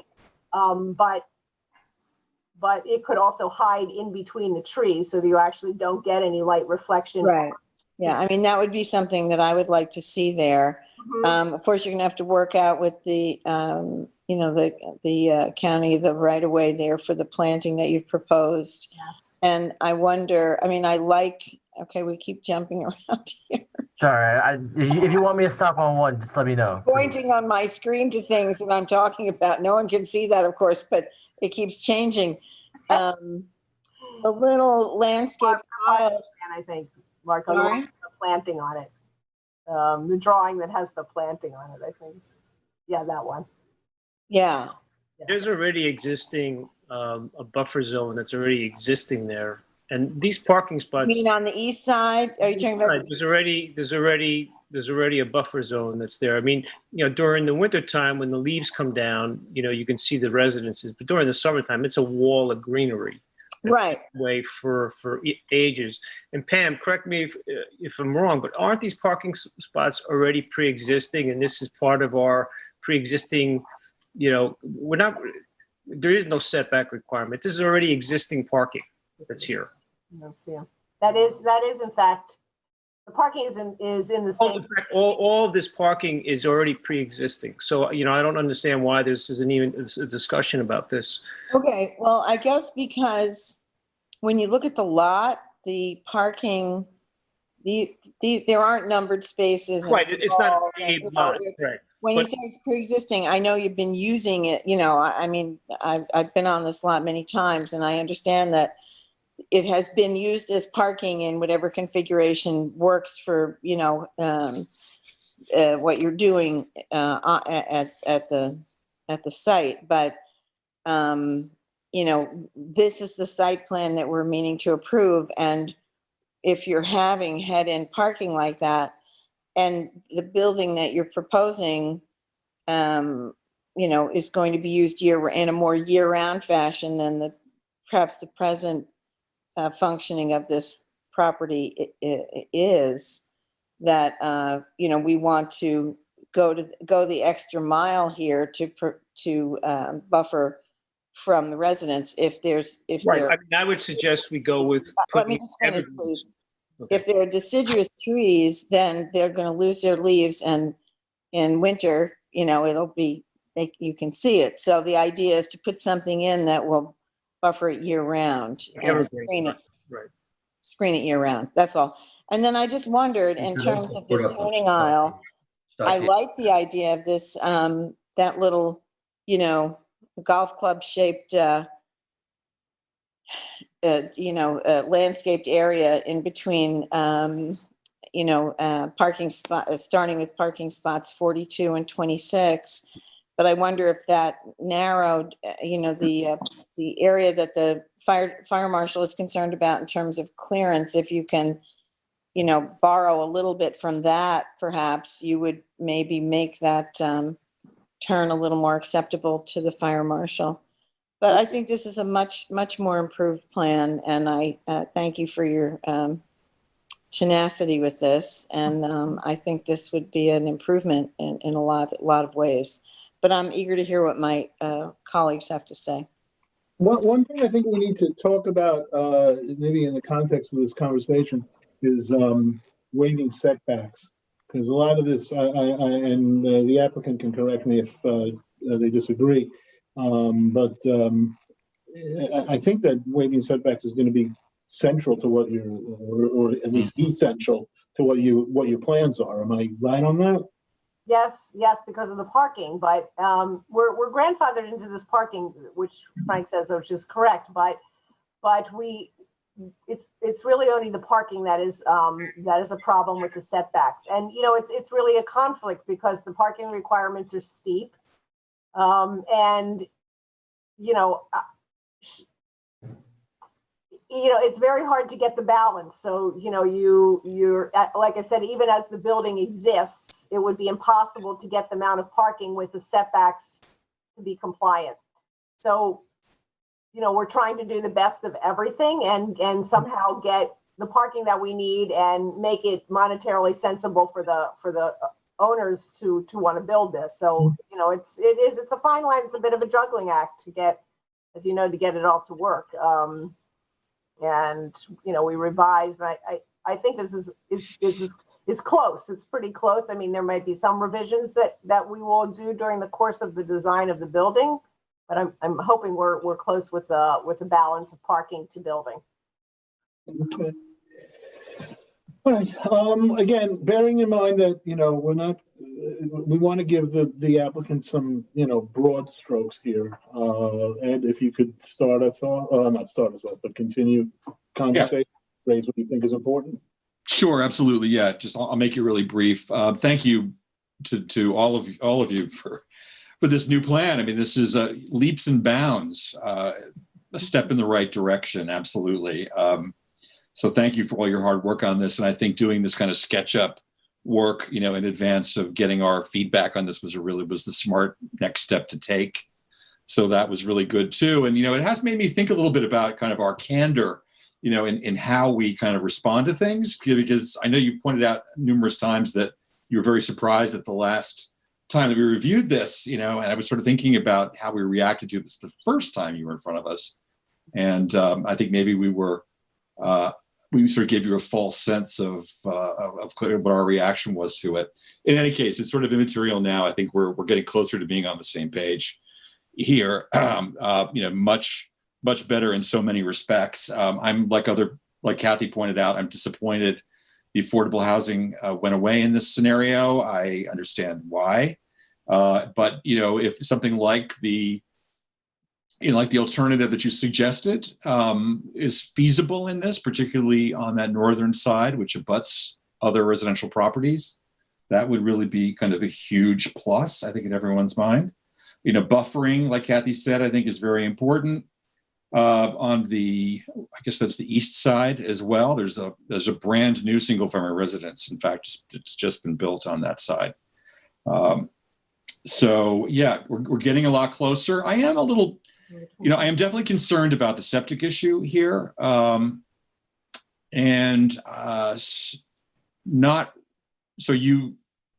What is the scenario here, Marco? These guys are grandfathered in on their current system. I don't really understand what the details are on that. It's possible that they're grandfathered in. It's information that we should probably receive from Suffolk County Department of Health Services to see if that's actually the case, to see what the actual number is. But given the previous use of a restaurant and bar, they have had previous permits that would have allowed them greater flow. So, okay. All right. So definitely something of concern and something we need to pursue. Yeah, and not they have to they need it upgraded to an IA system. Yeah, we would be doing that. Just not whether or not they're grandfathered for the flow. For the flow, that's what I meant. Yeah. And where is the system? System's in the parking lot. Okay.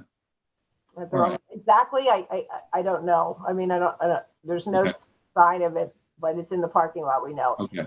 We did foil the health department, and that's, the engineer did the calculations and did foil the health department to get the flow and that's how we found that we were grandfathered, because it was a very big factor as to whether the project was even feasible without really being able to achieve the flow on the site. We started talking about where we could do off-site sewage treatment, and that's I'm sure, as the town knows, because it's a struggle all around. That's not an easy task, and that's an ideal, but it's also $1 million bright idea. Basically, it's not inexpensive. So it was important to us that we could achieve that new system, but on the property itself. Okay. All right. So as Sam said, we're not getting into the weeds in this particular review, but clearly getting to a solution on this that works for everybody and meets Department of Health Services standards is going to be very important. So I'll leave it at that.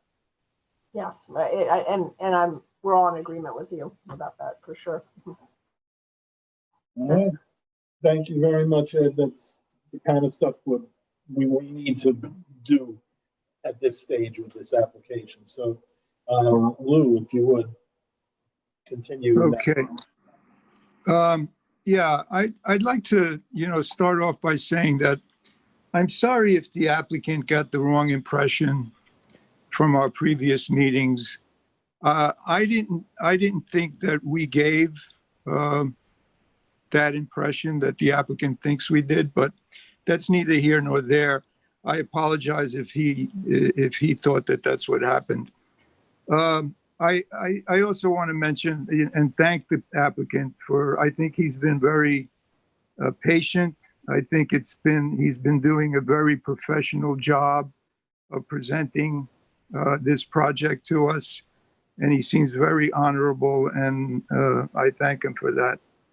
On the good side, I think this is a good project for the town. I think it's something that the town could use, a retail space.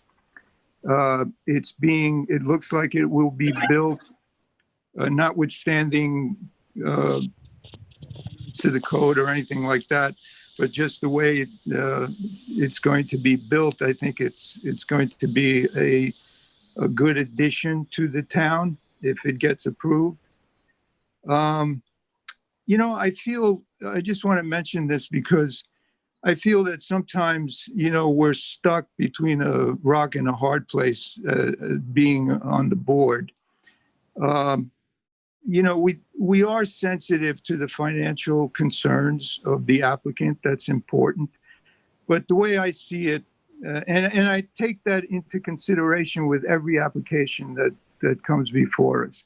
However, above that requirement or priority, I feel that more importantly, we have a fiduciary responsibility to good planning and to make sure that the code is adhered to and that the character of the community is maintained and so forth and so on. So I think that's a higher priority for us.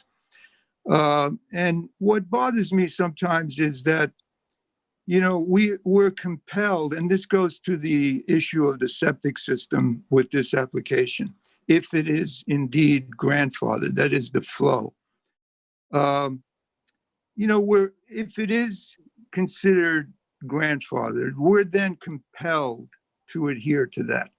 We have no choice. We can't be flexible and say, well, we don't like it because even though it's grandfathered, it's so detrimental to the environment that we're going to not approve it. Or I know it's not in our authority, but Lou, I don't agree with you there, but go ahead.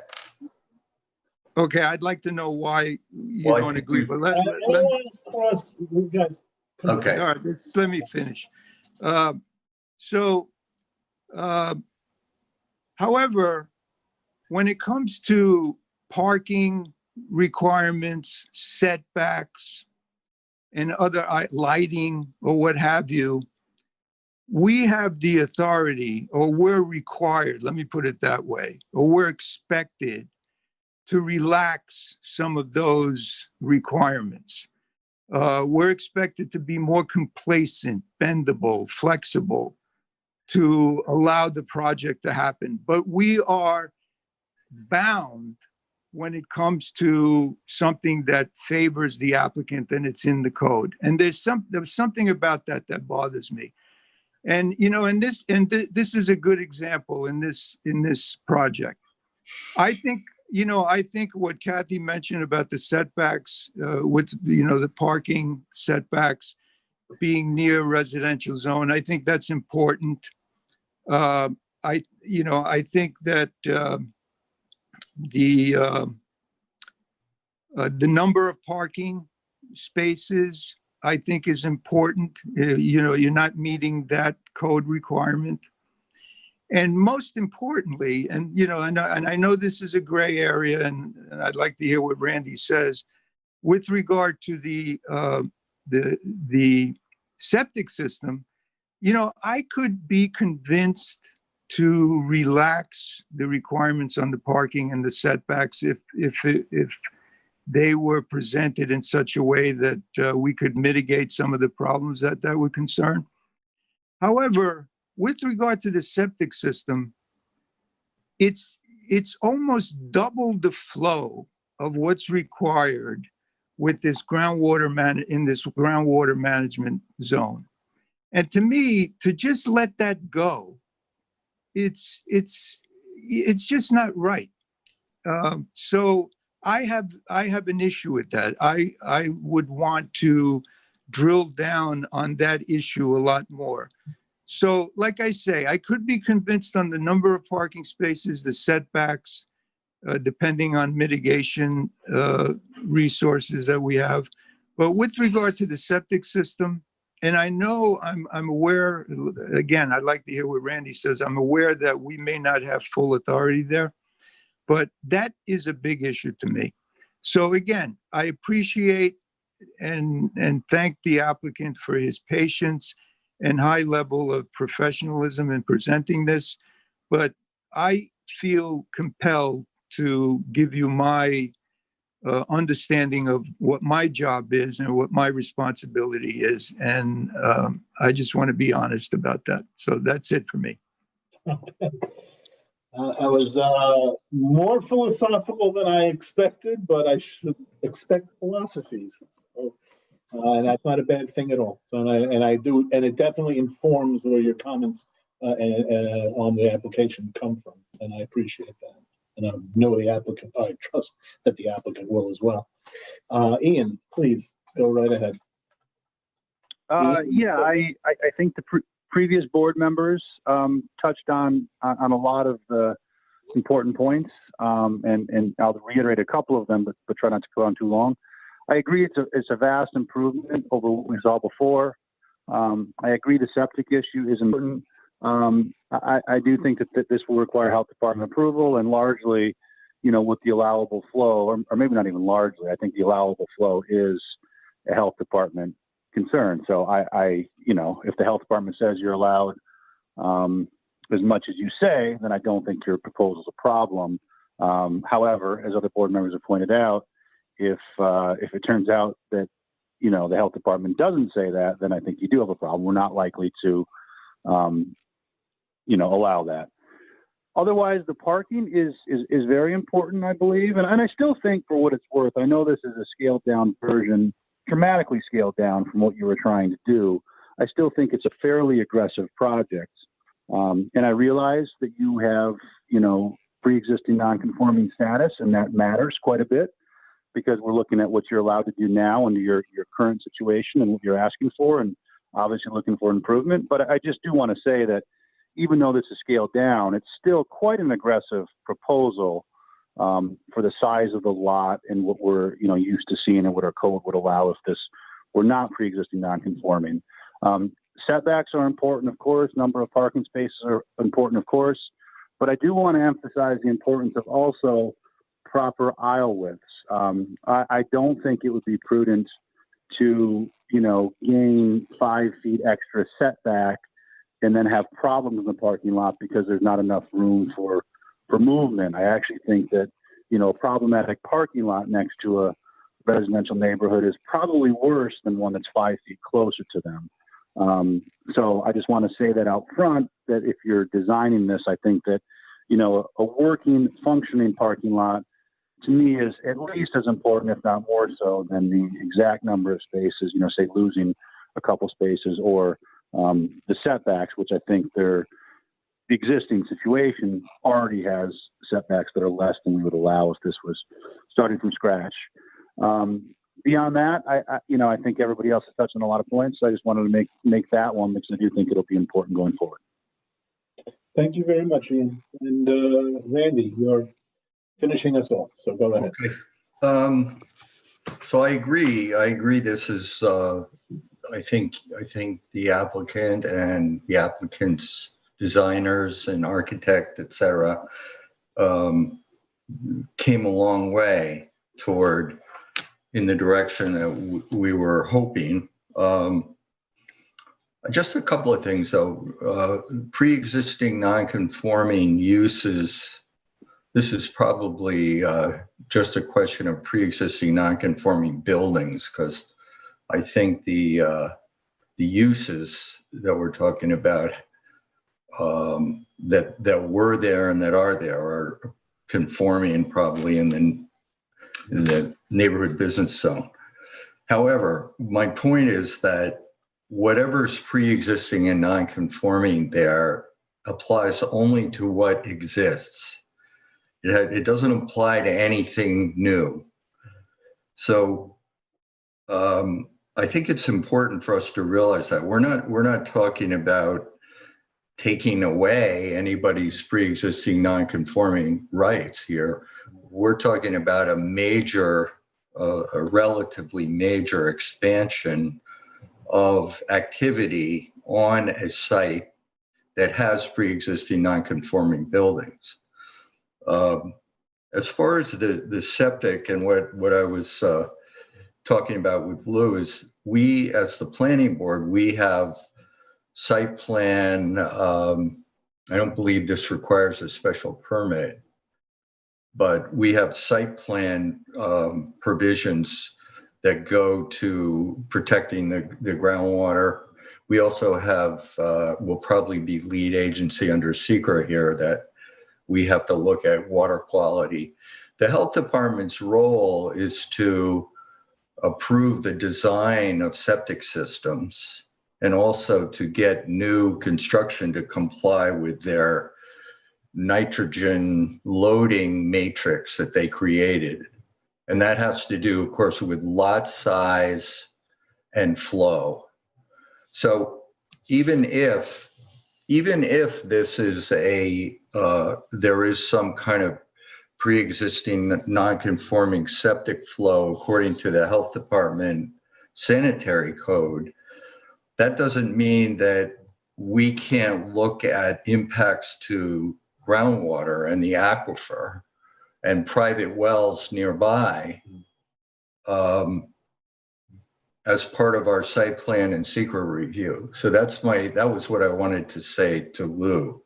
I don't think that is outside of our jurisdiction. Sure, the design of the system, the location of the system, that's not in our purview. But I'm also inclined to be okay with relaxing the parking setback, but I still think, that I know you eliminated the second access, but you still have this loading zone and the dumpster, which means that trucks are going to come in off of 3 Mile Harbor Road. I'm not exactly sure how that's going to work. Are they they're going to pull in and then they're going to pull out? At least I think we need a narrative about the loading zone and the dumpster there. But I also think it means another curb cut on 3 Mile on a county road. You're going to have to get approval for that from the curb cut there already, but there is a curb cut there. But there's also a very, very big shoulder there. So right. My thought is that, the garbage truck would probably pull onto the shoulder, back in there, unload the garbage and pull out. I mean, generally speaking, they do it very early in the morning or after closing. I guess I don't really know the answer to that, but I think that you could probably request a time of the day where you're not getting maximum traffic out of the side streets. That could be a restrictive. But isn't that a loading zone also for the market? Yes, that would be also a loading zone for the market. Yeah. So I think it's a creative idea, but I'm not sure that shouldn't also be in the parking lot. So I think where I end up is I don't think there's enough parking spaces, and I think that loading zone should probably be in the parking lot with the dumpster, and that should either be landscaping or whatever. But and as far as there's the one site to the west is a town-owned preserve. It says now or formerly of Edwin Sherrill, but he gave that to the town. So yeah, it's town property. That's not a particularly sensitive area, the west side. The south side is I'd say the most sensitive, and I don't know if some combination of stockade fence and trees would block the headlights anyway. So that's kind of where I'm at. I guess if 24 and 25 don't meet our requirements, they're not really parking spaces. I mean, we can't approve them like that. So they either have to be turned into one conforming space, if that's possible. Marco would know if it, and then as Kathy said, we got to get enough width there for the fire protection. Yeah, I'm not sure why they're not complying. I think because it's not, you're not backing, it's 24 feet when there's double parking, but it's only single parking for those 2 spaces. So it's certainly enough for somebody to pull out and pull in. So I'm not actually sure why it's non-complying, but I guess Marco can explain that maybe.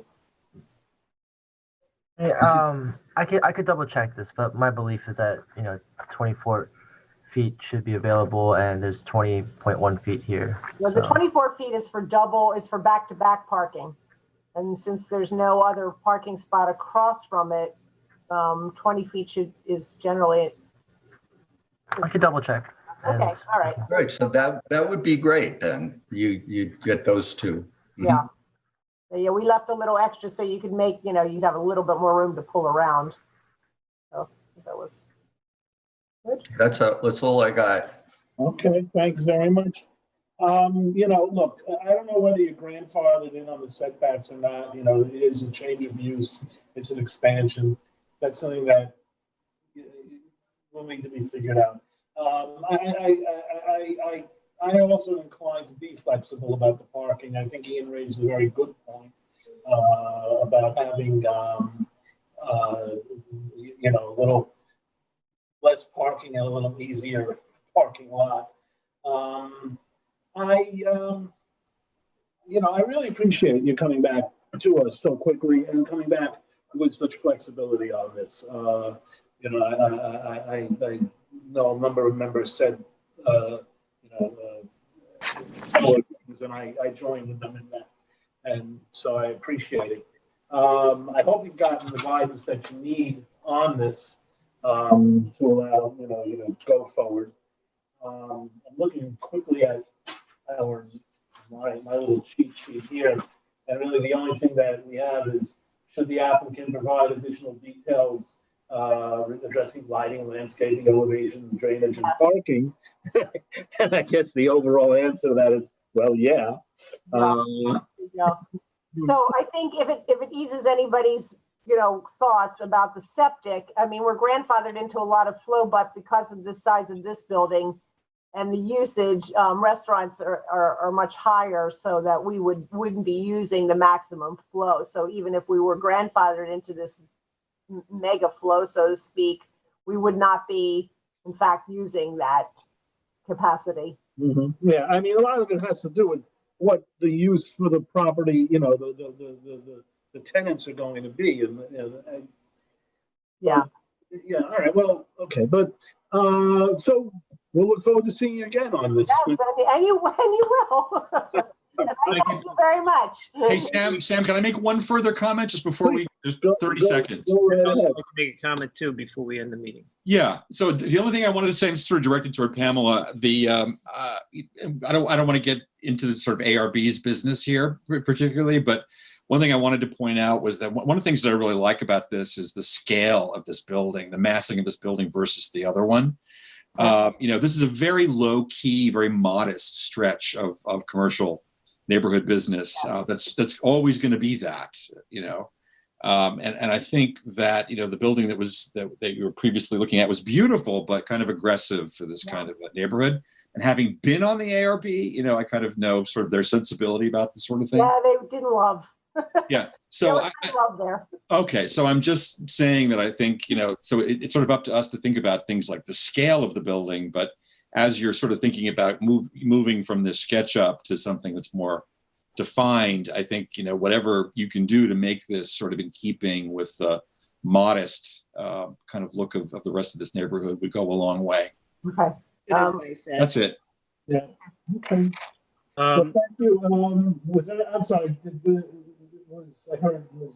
Glazer. No, I was just going to say that it was surprising that in the ARB, no one knew what workforce housing was, which I thought was, I don't know, I was disappointed because they made it sound like, oh, they thought that I was going to do housing for the employees for the building. And I was trying to say, so what is this workforce housing? And in fact, he was pretty aggressively nasty about it. And I was like, no, it's part of your Hamlet study, this workforce housing. And we're trying to give you, anyway. They may be used to the term affordable housing, but I'm glad you told us, though. I'm glad to know that. Somebody might want to let them know that there's this Hamlet study, and it's probably a good idea if they read it. I don't know, or something. It's all well-intentioned one way or the other. Yeah, there you go. So before we end this again, thank you guys for, I'm actually inspired by your general receptiveness to this. And, Rick, who is somewhere here, involved with the project. Look, when we approached this thing, we were looking at a lot of different things, like the carrot and stick approach. What does a town need? What do we need? What can we provide? What can the town maybe relax some requirements on? That was, part of the original plan. When we actually had six workforce housing plans, apartments on the first rendering that we presented prior to COVID. And then we cut it back, we scaled back the project, we still had 4. And then, based on the last meeting, obviously kind of threw those plans out the door. And again, I think I can speak for both of us. We would be inclined to add maybe the 2 apartments above that existing portion of the property in the northeast corner. But again, it's the carrot and the stick. I mean, there's really no money to be made on something like that. And I think for us to have an incentive, the parking issue, most of these spots are existing. We have a site plan that was approved way back when. These parking spots exist. There's the setbacks, I 1000% agree, on the east side with the residentials, those are perennials. If you want the trees that are there, the simple solution is to put in evergreens so that we have a year-round barrier. Obviously lighting, we can minimize any kind of impact to the neighbors. Plus we have tall evergreens there. It's certainly going to be better than what exists. And that brings up another point. It's like, look, the town, I went to Stop and Shop today. It's Wednesday, and I went there like 10:30, and I had to wait online to check out. I couldn't find a parking spot at that place. It's more people have moved out here. The town needs this. I think Lou had touched upon this. I mean, we're trying to do something that's town serving, and putting in a market here that's going to be serving a very densely populated area, which is in the Springs and Northwest, is something that I think is going to be well received. And I think, with a little give and take, we can get there. And I just, and the septic flow issue, we do have massive pre-existing grandfather capacity. We're talking about 3,500 versus what's required, which is 500, or 250, and we're looking for 500. So we're reducing it dramatically. We are going to upgrade, to make it a low nitrogen system.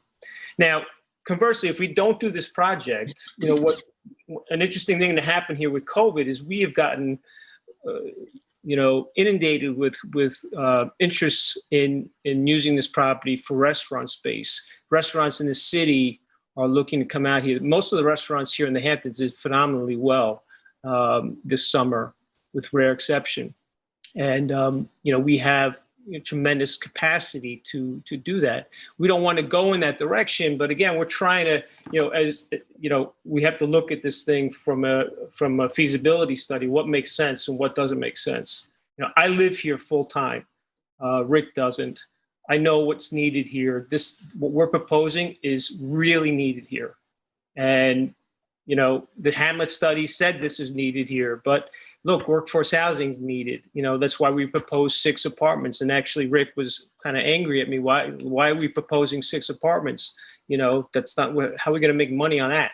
And I was like, look, we'll do this. The town needs it, and maybe we'll get some more flexibility on the variance side. So again, What are you making me out to be the bad guy? well, again, I think if we leave this meeting with the general feeling, which I kind of feel we can head in that direction, where we can give Pam the marching orders to go ahead. Let's put two apartments in there with the understanding that you guys are going to work with us on the parking. Then I think we can get there. But I wouldn't look. I don't want you to be under the impression that we're agreeing or that there's a quid pro quo or anything like that. I get it. What you're getting here is guidance from us. Get right? it? And I appreciate where you're coming from, and I understand the market forces that are driving your determination that this is the way to go, and that you do have alternatives in terms of restaurant uses or whatever it is.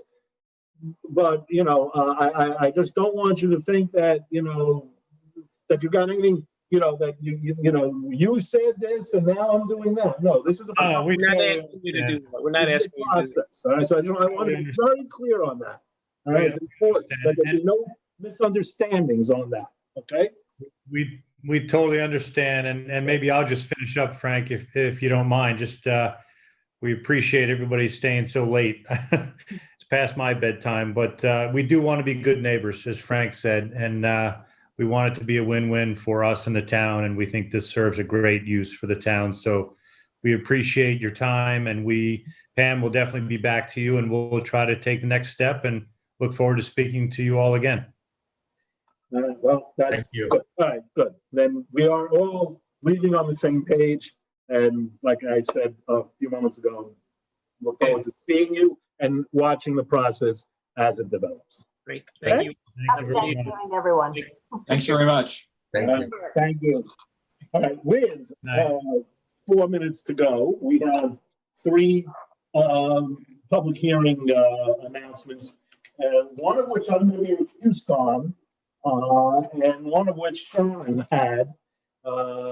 Kathy, I didn't ask you about this one, but if you want to. Which one? Sharon had the shared generator one. And as you know, I'm recused on. So why don't we, can you do the shared generator one?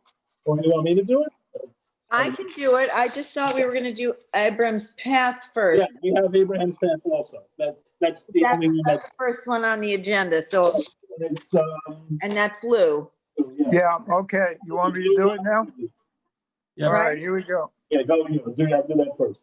In the matter of the application of 294 Abraham's Path LLC, minor subdivision, Suffolk County Tax Map Number 300-149-2-31, a public hearing is hereby scheduled Wednesday, December 9th, 2020 at 7 p.m. or soon thereafter, as this matter may be heard to consider the said application.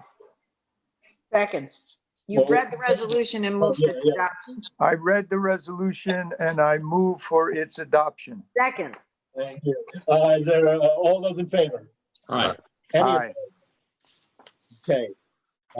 Next. All right, Kathy, if you would. Okay, so in the matter of the application of shared generator program site plan, Suffolk County Tax Map number 300-150-3-16.5, excuse me, to schedule a public hearing for Wednesday, December 9th, 2020 at 7 p.m. or soon thereafter, as this matter may be heard. I've read the resolution and move for its adoption. Second. Okay. And Kathy, I'm recused. I'm not going to click off because. Okay, that's fine. So Ed, would you please read the resolution for the Accabonac Grove to schedule a public hearing? In the matter of the application of Accabonac Grove Cemetery Expansion 2 site plan, Suffolk County Tax Map number 300-103-2-4.10. The public hearing has been scheduled for Wednesday, December 9th, 2020 at 7 p.m. or soon thereafter, as this matter may be heard. I have read the resolution and call for its adoption. Second. All in favor? Aye. Any opposed? Okay, so carried. Okay, Sam, you're back. Mark, Jody, please just make sure you mark I'm recused on that. Thank you. Okay, well, we have no meeting next week because Wait, it is. Our scheduled public hearing. Our phase 2. Thank you very much. Yes, that came in later. I apologize. Randy. Shall I read it? Sorry about that, folks. I was looking at the matter of the application of the Animal Rescue Fund of the Hamptons Incorporated, our phase 2 site plan, Suffolk County Tax Map 300-192-3-4. So resolution to schedule a public hearing. Public hearing is hereby scheduled for Wednesday, December 9th, 2020 at 7 p.m. or as soon thereafter as this matter may be heard to consider said application. Public hearing will be held electronically by video and teleconferencing and will be televised on local TV, LTV channel 22, and available for live stream on the LTV website. The public shall not be permitted to appear in person, but may comment by telephone by calling 351-888-6331. A transcript of the hearing will also be posted to the town's website after the hearing, and the hearing shall remain open till January 9th, 2021 for the purpose of receiving written comments. Written comments may be submitted by email to planningboard@easthamptonnewyork.gov and by mail to 300 Panago Place, Suite 103, East Hampton, New York, and received on or before close of business January 9th, 2021, or within 1 week of posting of the transcript on the town's website, whichever is later. I've read the resolution and I move for its adoption. Second. All those in favor? Aye. Aye. Any opposed? Very well, then passed and carried 7-0. Okay, we have no meeting next week because it is Wednesday. 6-0, Sam, because we don't have Sharon. Oh, thank you. Sorry. Math, math. Yeah, I know. I'm losing track. Well, it's after 9 o'clock, so there you are. And it is after 9 o'clock. It is 9:02 according to the clock in the corner of my screen. So everybody have a wonderful Thanksgiving. Yep, happy Thanksgiving, everybody. And we will see you. Thank you. Next time. Motion to adjourn. Second. Second. In favor? Everybody. Bye all. Aye. Bye. Have a great weekend. Passed and carried.